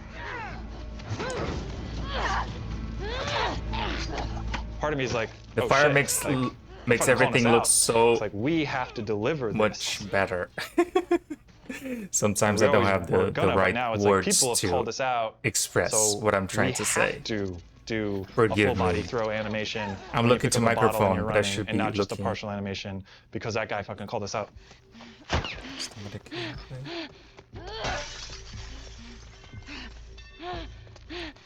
The real challenge is making the whole game look as good as this one controlled situation. We come out of E3 and hopefully we've set the standard for this, what the rest of the game needs to feel like. Fresh eyes. Santa Monica. When you already know exactly what you're supposed to do in the game, you've memorized everything, it's hard to have a true experience with it. You have to bring in people from the outside to play it fresh. I want to go there. And so we try to start playtesting as early as possible. We've got testers in bright and early. They're going to start playing the game. They're actually just right across the hall over here.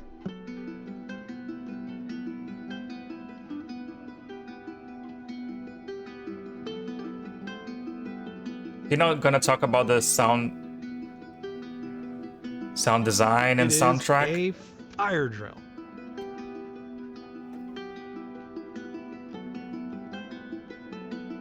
Because things have to work.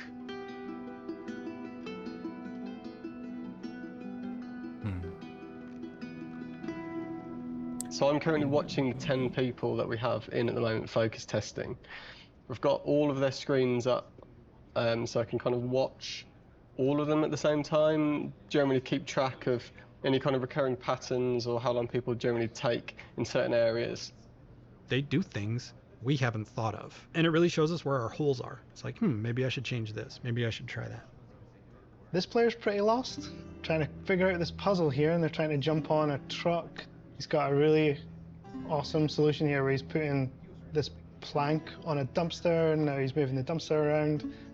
So we'll probably have to go in there and like try and fix some of that stuff up, but we'd rather figure that out now than in 6 months.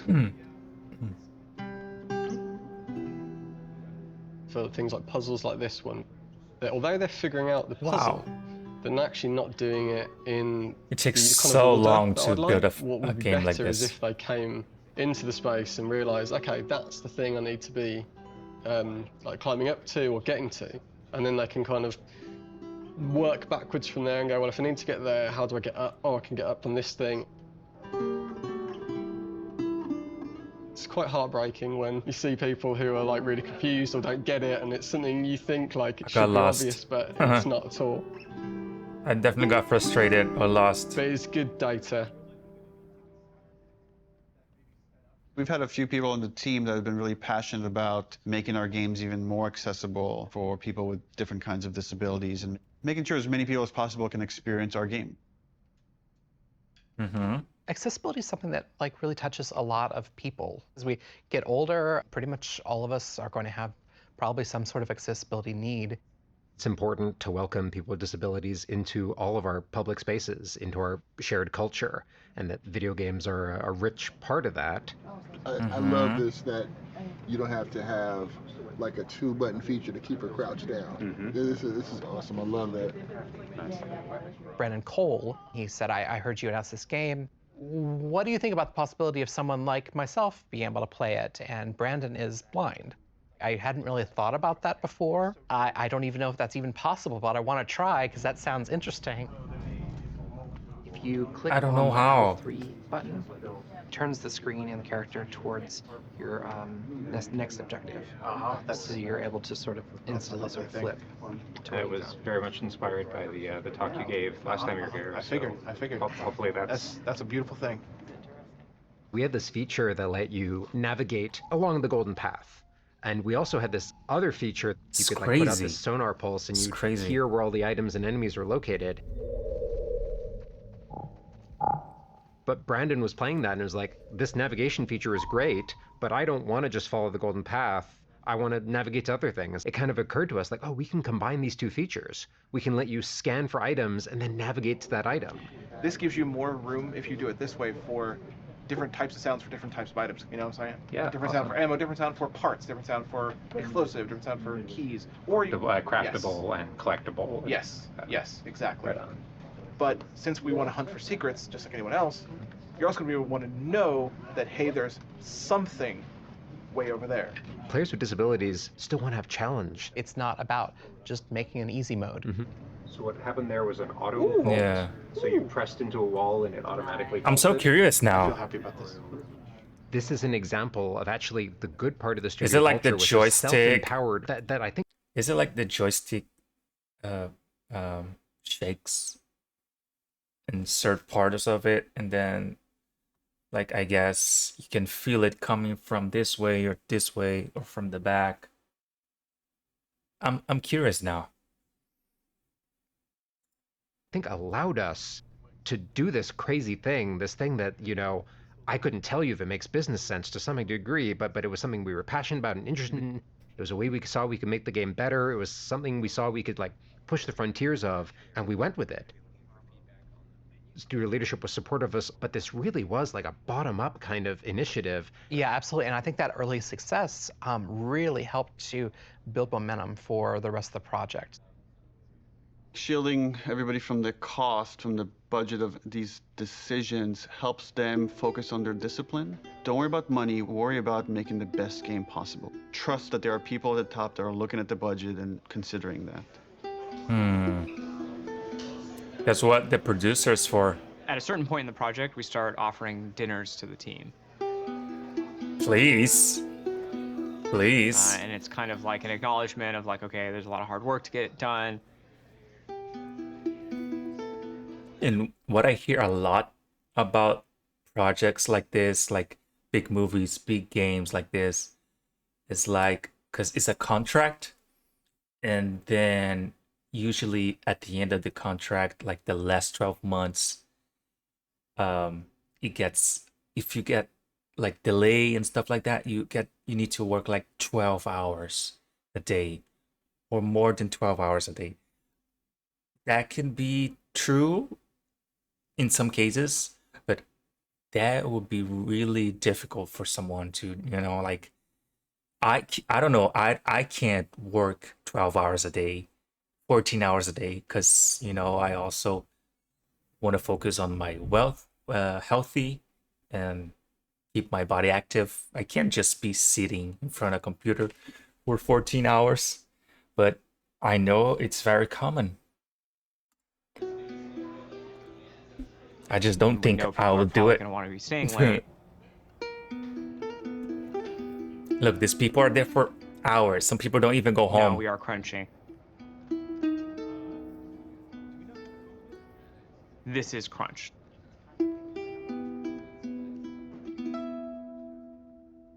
Delay of game. COVID. I know the game came right in I must have felt it for months that this release date is not realistic with how big the game is. People were asking us, is this a real date? Because it's not feeling like a real date anymore, so we felt like we had to react pretty soon.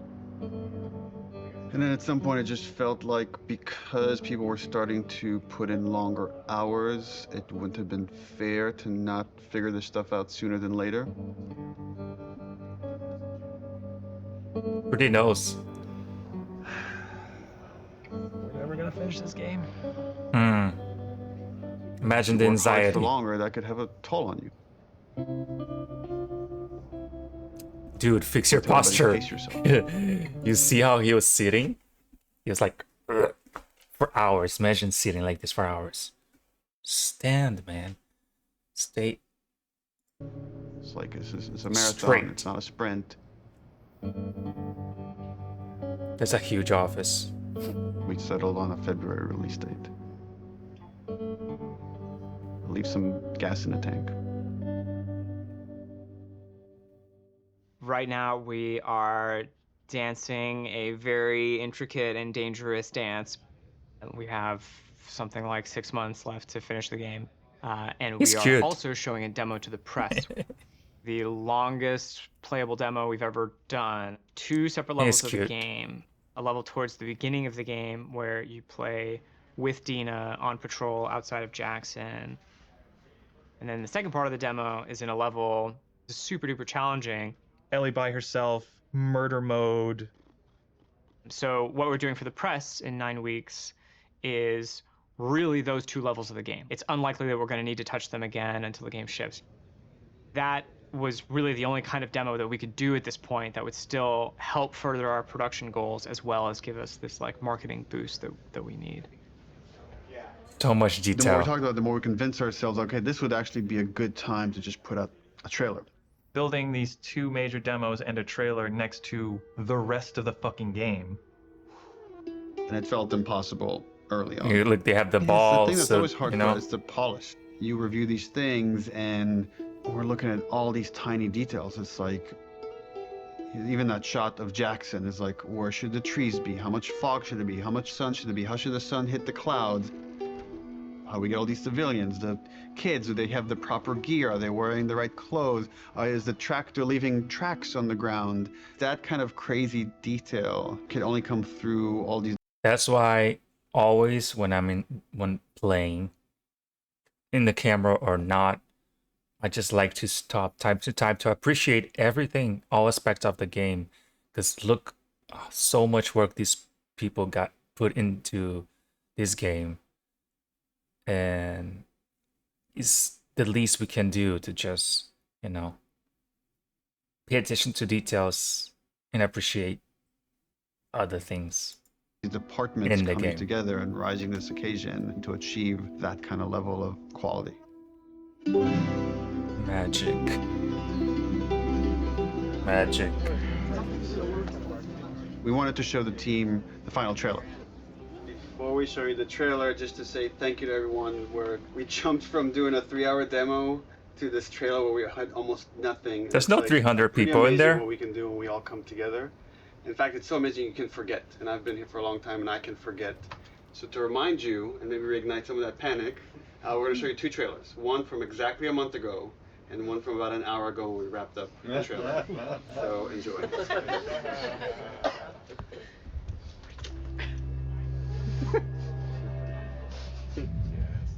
who decided to join us. All right, you all know the drill. Tina, where are you?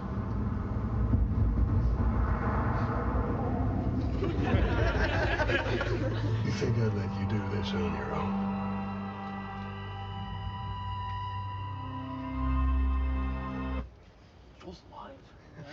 It only gets 1 clap. Keep in mind, this is what the whole game's going to look like. We're going to make it this awesome.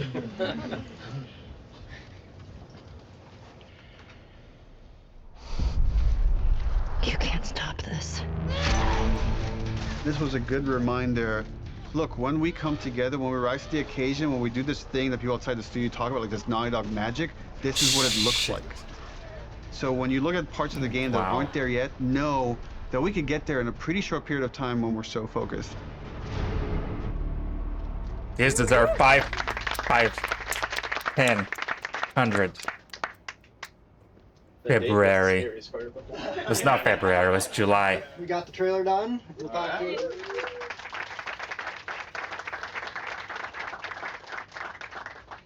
Wanted to take this moment to run through the events of Outbreak Week, which is when the trailer is going to debut. We are going to be having the big press event in Koreatown at this giant warehouse. I didn't see We actually these. have I 80 wish. journalists from all over the world come. We made sure very comfortable chairs for 3 hours. Wow, I missed it. Outbreak Day is the day the outbreak happened in the United States in 2013. In real life, we celebrate September 26th as Last of Us Day. September 26th. Every September 26th, we've done something for Last of Us fans. September 30th is my birthday.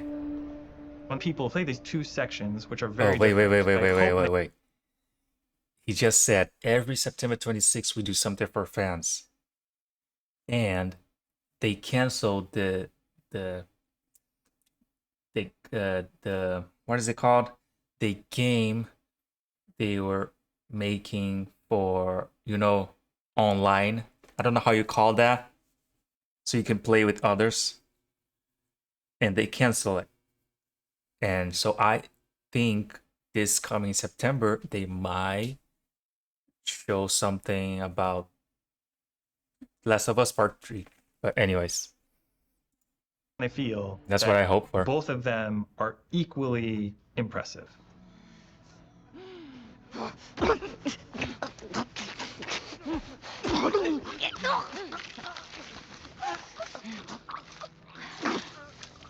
When you play that first demo, you're like, that was incredible. The weed. Oh my god.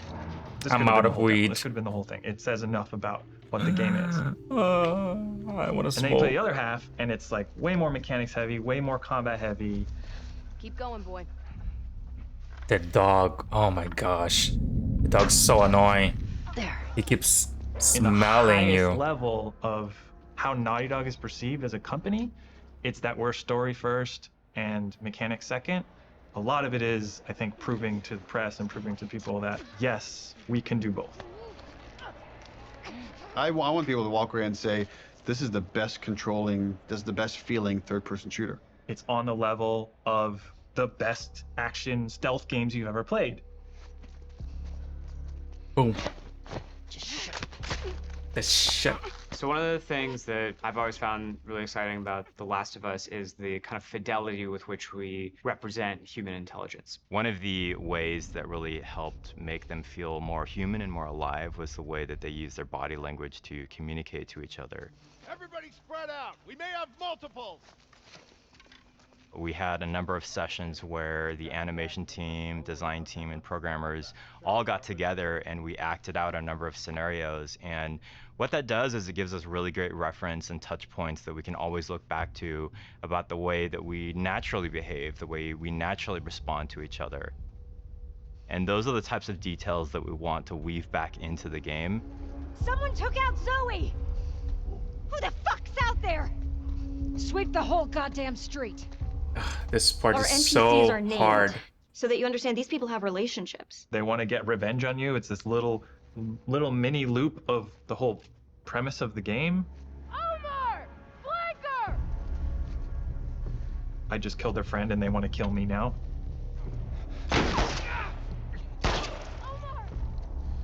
There's a cost. You killed that person. His friend now feels a loss. His dog is now alone. Aww. Dogs are really difficult to start off with because they're quadrupeds. They just don't turn around. They kind of like wheel around a little bit. Smell something, girl? The main concern we had is how is it that we can actually get a dog to perform a dance card on the motion capture set? And when we finally brought them on set, it was just incredible what these dogs were capable of doing and what the trainers were able to accomplish in a short time. Jump! Good boy. There you go. They move extremely That's quickly. so cool. So they're super hard to shoot. Fuck! Really hard to They shoot. are very low to the ground. You have like these attacks that are designed to go up here, and now you have to kind of do them down there. Oh my gosh. Killing a dog has gotten people more like upset than anything else in the game, than hanging people, than eviscerating people. We're gonna break new ground in dog murder.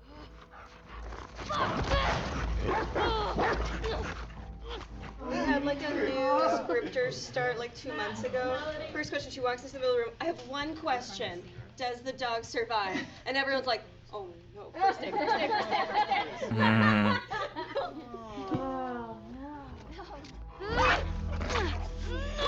Aww. So we killed it, and then you have to love it knowing that it's already dead. So there's gonna probably be people that are upset about that. Hey, Al. You want to go to the trucks? Let's go to the trucks. With the notable exception of Alice, we took great pains to ensure that every combat encounter that you fight against a dog, you do not have to kill any of them. It's more palatable to kill people because they're all there because they choose to be there, but all of these dogs were trained to do this exact thing, and so you're killing an innocent creature. Necessity.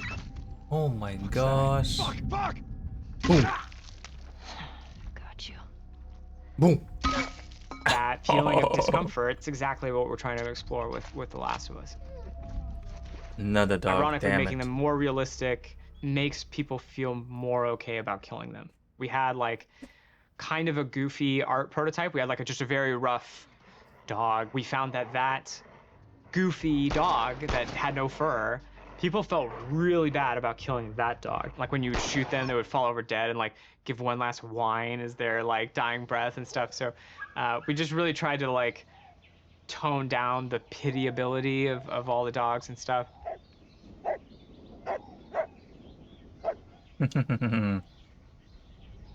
The best sound in most games are the stuff you don't notice. The Foley in the game is extremely detailed.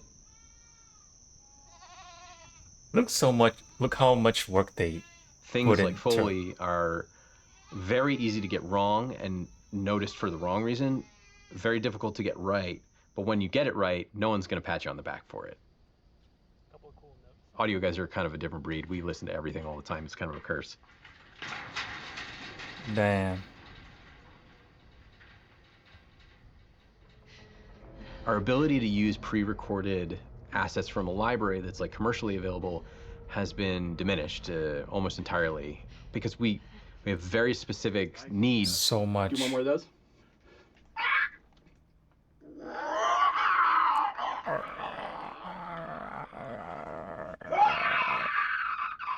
We're trying to take what we did in the first game and bring it to another level of detail.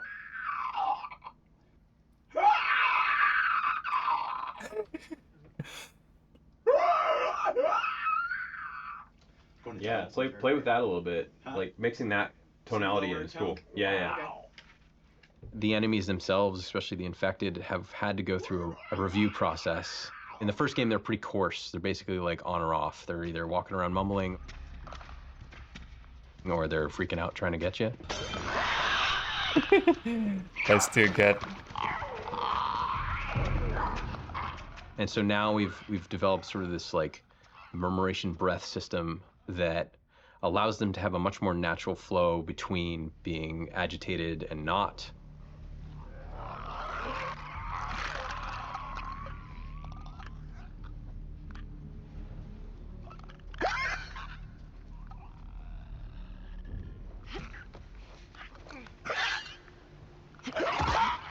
A big part of those recording sessions is working with the voice actors. It's much more collaborative. Yeah, that's cool. I kind of want to see what your more natural voice sounds like. You're basically trying to coach people that they're not zombies.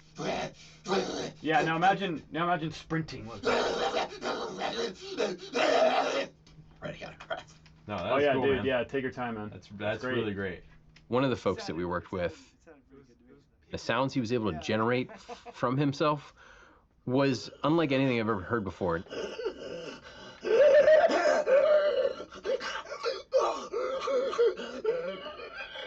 Damn.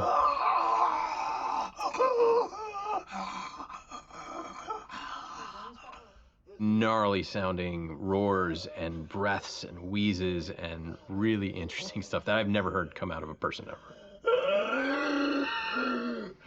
Damn. Sound is, we're inherently post-production on a lot of this stuff. We kind of just A lot of breathing, jam it. exercise. We have to be as prepared as possible, and that's what we try to do. A lot of stuff is yet to come for us, which means there's not a lot of time left, which means that it's going to get really intense. It gets really intense for everybody, but for audio in particular, we'll be here late.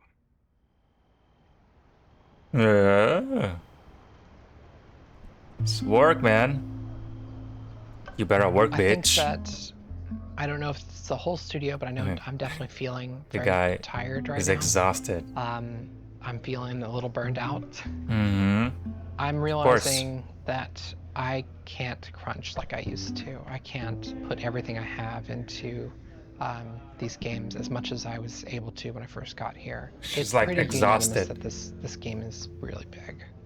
It's bigger than we'd like it to be. It's The exhausting. Last of Us Part 1 is small It's compared super small. to this game. Super small. My argument, make the game small again. I don't even call them small. No, There the were part times when one I is was too writing small. like 40 pages of in-game dialogue a night. Neil kept saying, "Stop. You have to like give it to somebody else. We will hire somebody. We will make this work." And I was like, I think it'll just be I was just bullishly like, "I can handle it. I'm tough." I would like somebody to teach me how to have work-life balance. There are some times where I wish I had somebody in production or a big brother that could be like, no, go home. This is great. This is already great. You don't need to do the next thing. Dude, I'm the I type feel of like at person. any given point, you'll go into the kitchen and I'm the type of person that I need to go home. I need to eat. I have 2 animals. I need to work out. Need to do my skincare. I gotta keep pretty, looking good for my man waiting at home. That's what I hope for. you'll find people, what I would say, saloning about the game, like going deep philosophy into what's working, what isn't. People criticizing this or that. This doesn't look good. I don't like this scene. This doesn't work for me. I hate this. You know, like they're going to lunch and like expressing doubt to each other and like, is this going to come together? Is this the one that like screws Naughty Dog up? Let me just exude whatever confidence I have left. Let me try to bestow this person with it so they can feel inspired and go off and do their work. But then sometimes you're alone in the office and you're like, what if this doesn't come together? What if this is the one that sucks? People always doubt themselves, huh? So then you have to like kind of bury it, compartmentalize it.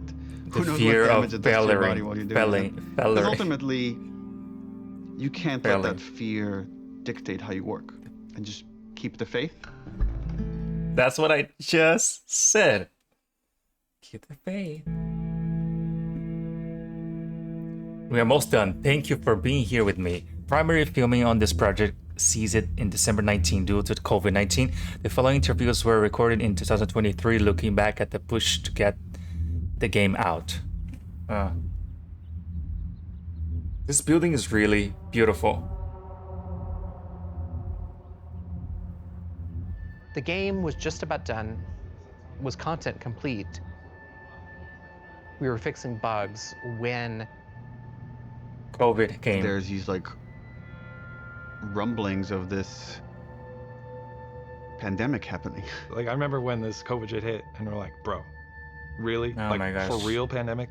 I hate it. You know, at first it feels like, oh, this is nothing we need to worry about. And then all of a sudden you do have to worry about it. And like, are people It's going a to want to play concept. a game that takes place in a pandemic when there's a real Concept. pandemic? We had never worked from home ever. Naughty Dog was actually strictly against working from home. We did not have the infrastructure set up at this studio to work from home. And it's because we were so intense about security and leaks that all of our data, including our emails and our chats and IMs, it all had to be on a server inside the building. Wow. So much data. So much We data. were like air-gapped from the outside world. The operations team, crazy. The IT team, our engineering team, they all had to coordinate in a very short period of time to get us working from home. Wow.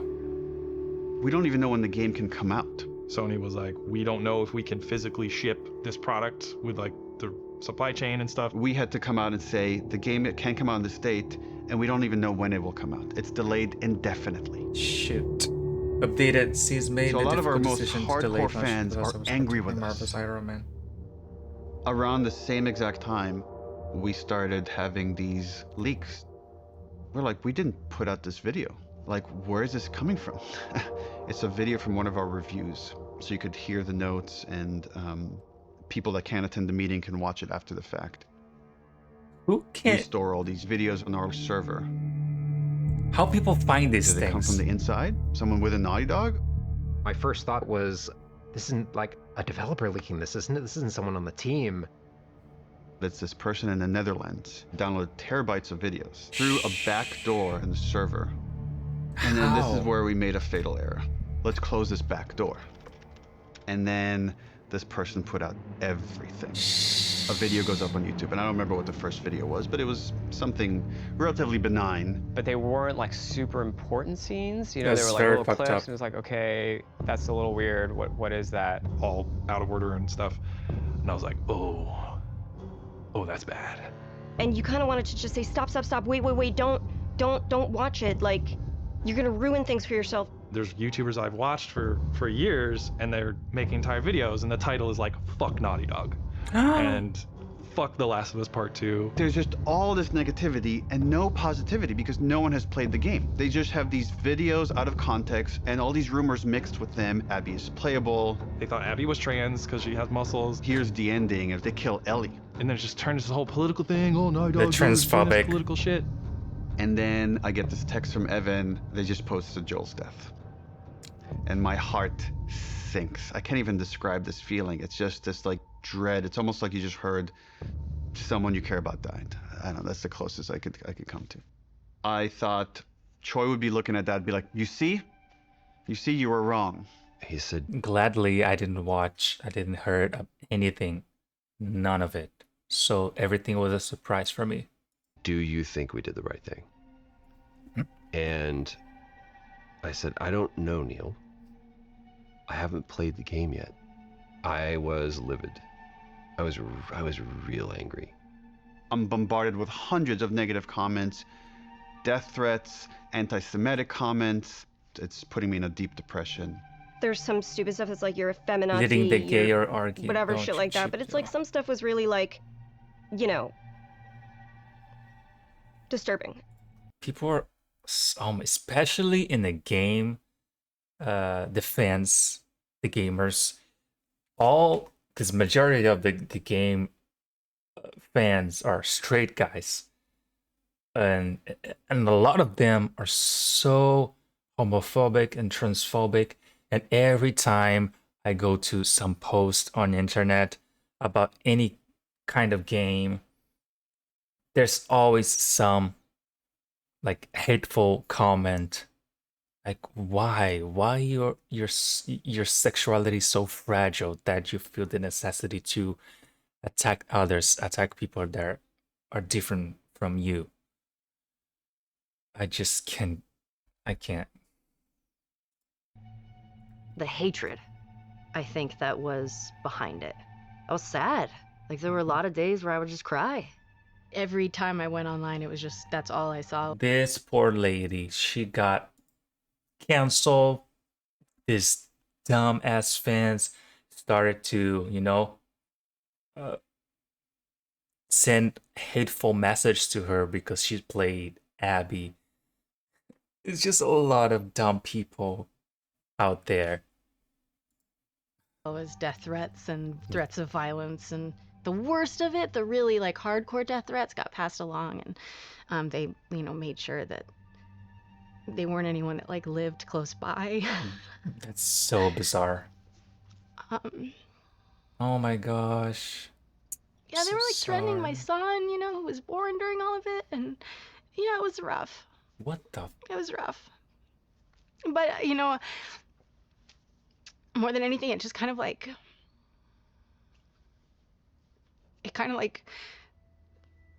taught me to kind of keep a distance,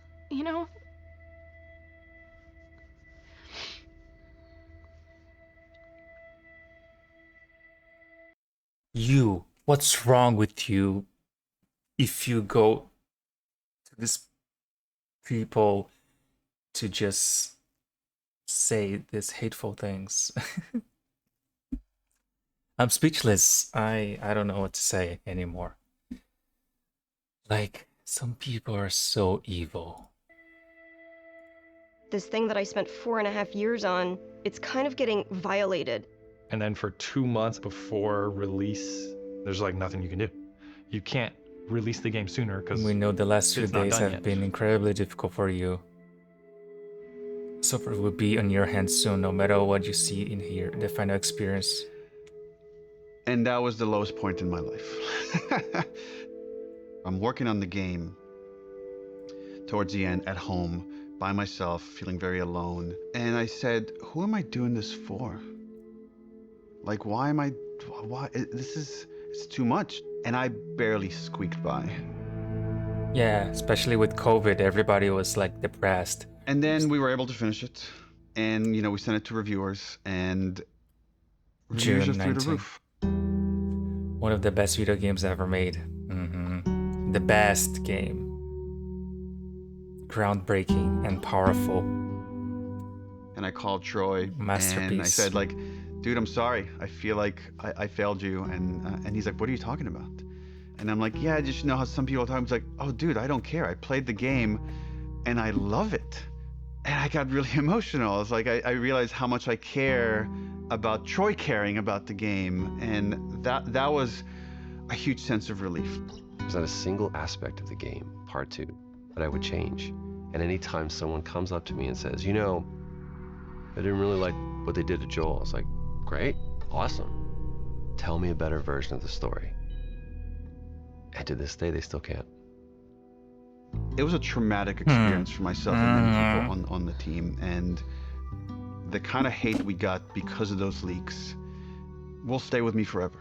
And I can't even describe how angry I was of what the damage this person did to us. I want them punished in every sort of way. I wanted this to be this villain. And this person is like, in their 20s or whatever. They live with their parents. And it's a fan. And then when we delayed the game indefinitely, this is what they said, is like, I wanted to force Naughty Dog's hand. I wanted to force them to release the game. So I thought if I just put out all the videos, eventually they'll put out the game, which again was never an option for us. And I remember sitting there. It worked. Sitting in my anger, and then slowing down and just saying, okay, if anybody should take the lesson from Last of Us Part 2, it should probably be us. Just let it go. Let it go.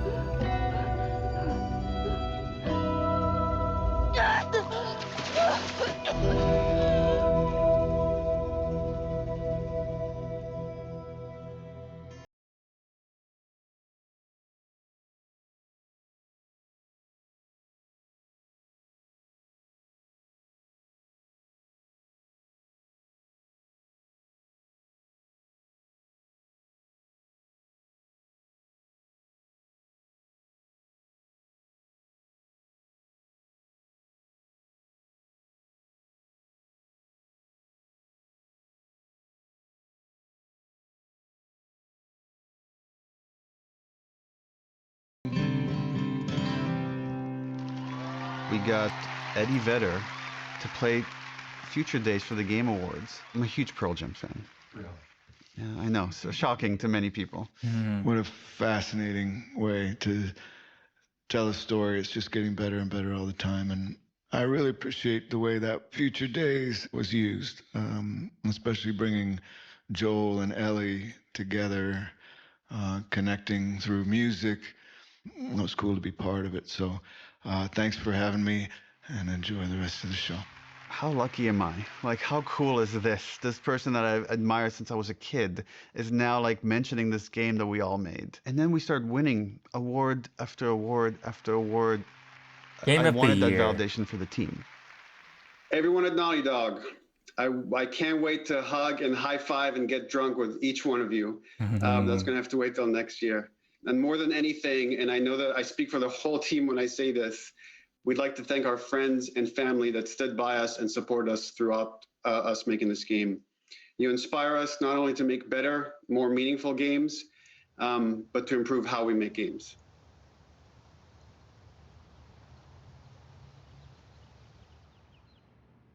March, April. The pandemic kind of brought up that question of like health and mental health. Are we developers that are going to stay at the studio and have full careers? How do we make this sustainable? I chuckle in retrospect, just how absurd the failure of trying to alleviate crunch was. If you have great processes and you're super organized, that doesn't fix crunch. What that does is it allows you to make a bigger game. We read the post-mortem feedback for The Last of Us 2, and it was really, really upsetting to see what coworkers had gone through. So we were highly motivated to try to figure out how to fix it. Everything up. I just thought for a second, like, can I be reacting to this video? What if I post and they strike my channel?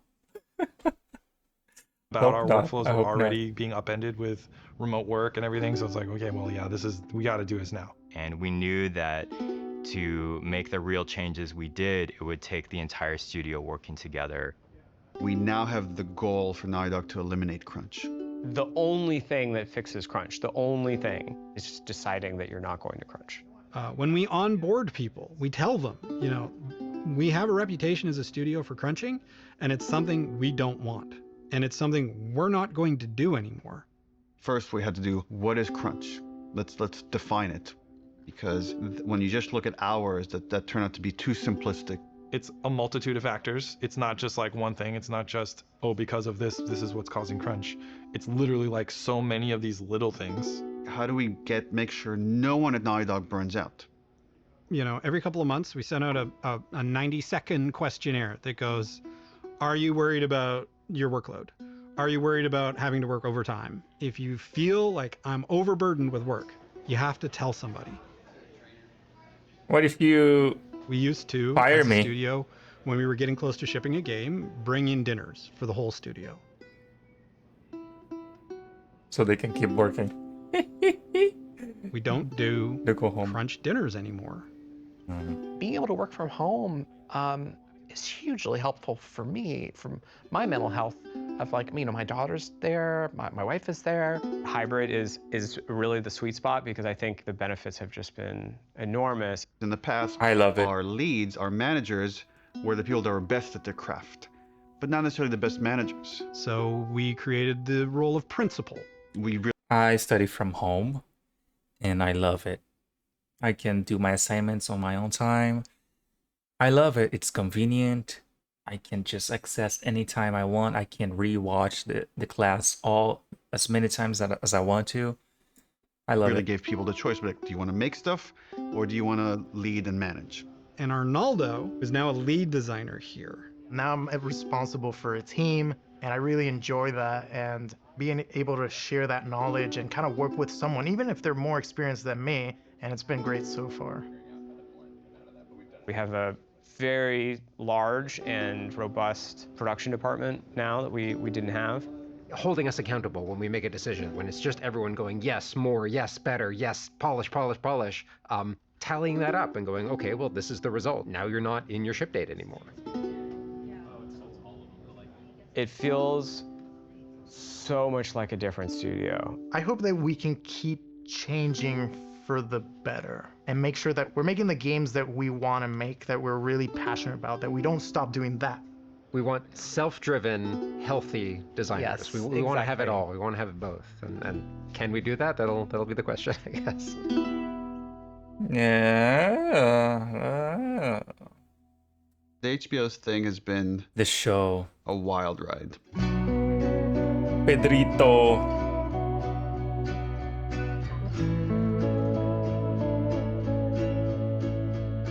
I just wanted it to be like good. Like, dude, if it just comes out and it's a good show, I'm excited for season 2. like that's gonna be huge.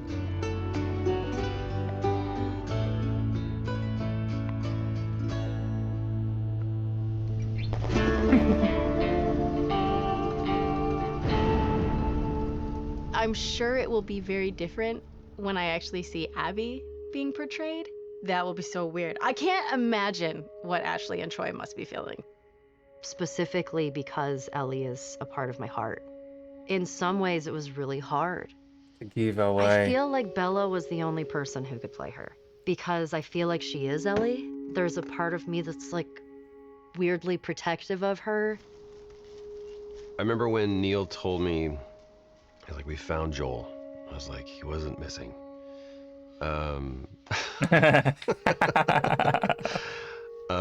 He goes, Pedro Pascal. And I went, Pedro Pascal.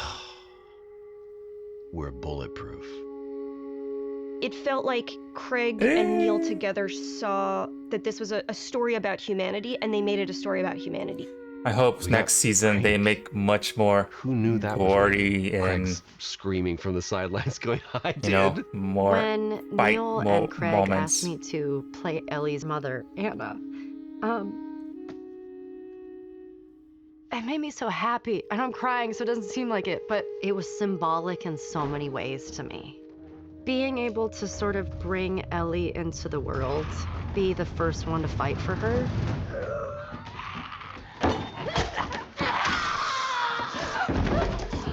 It breaks my heart.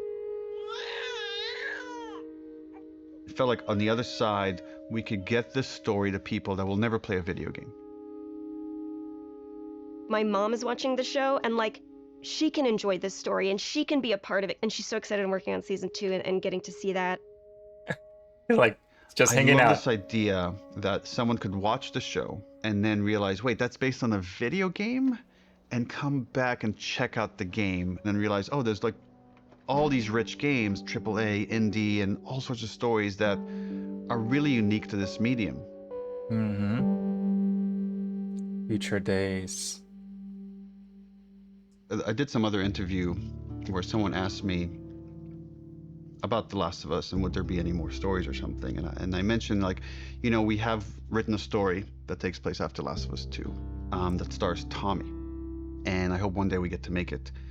And the headlines across the industry were like, Naughty Dog has outlined Last of Us Part 3.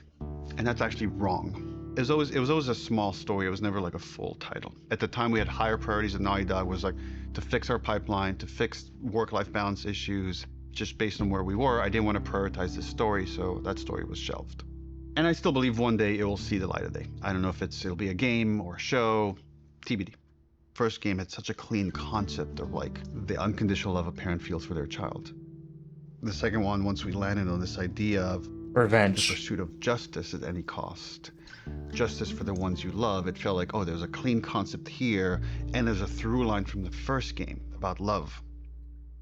If we never get to do it again, this is a fine ending point. And right, last bite of the apple, the story's done. The great thing about working at Naughty Dog is that we don't have to.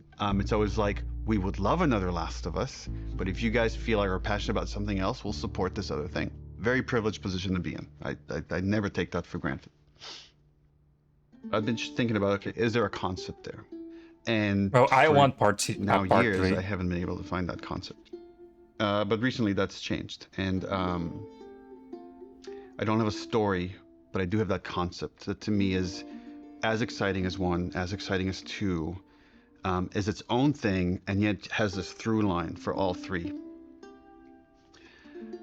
So it does feel like there's probably one more chapter to the story. Yeah.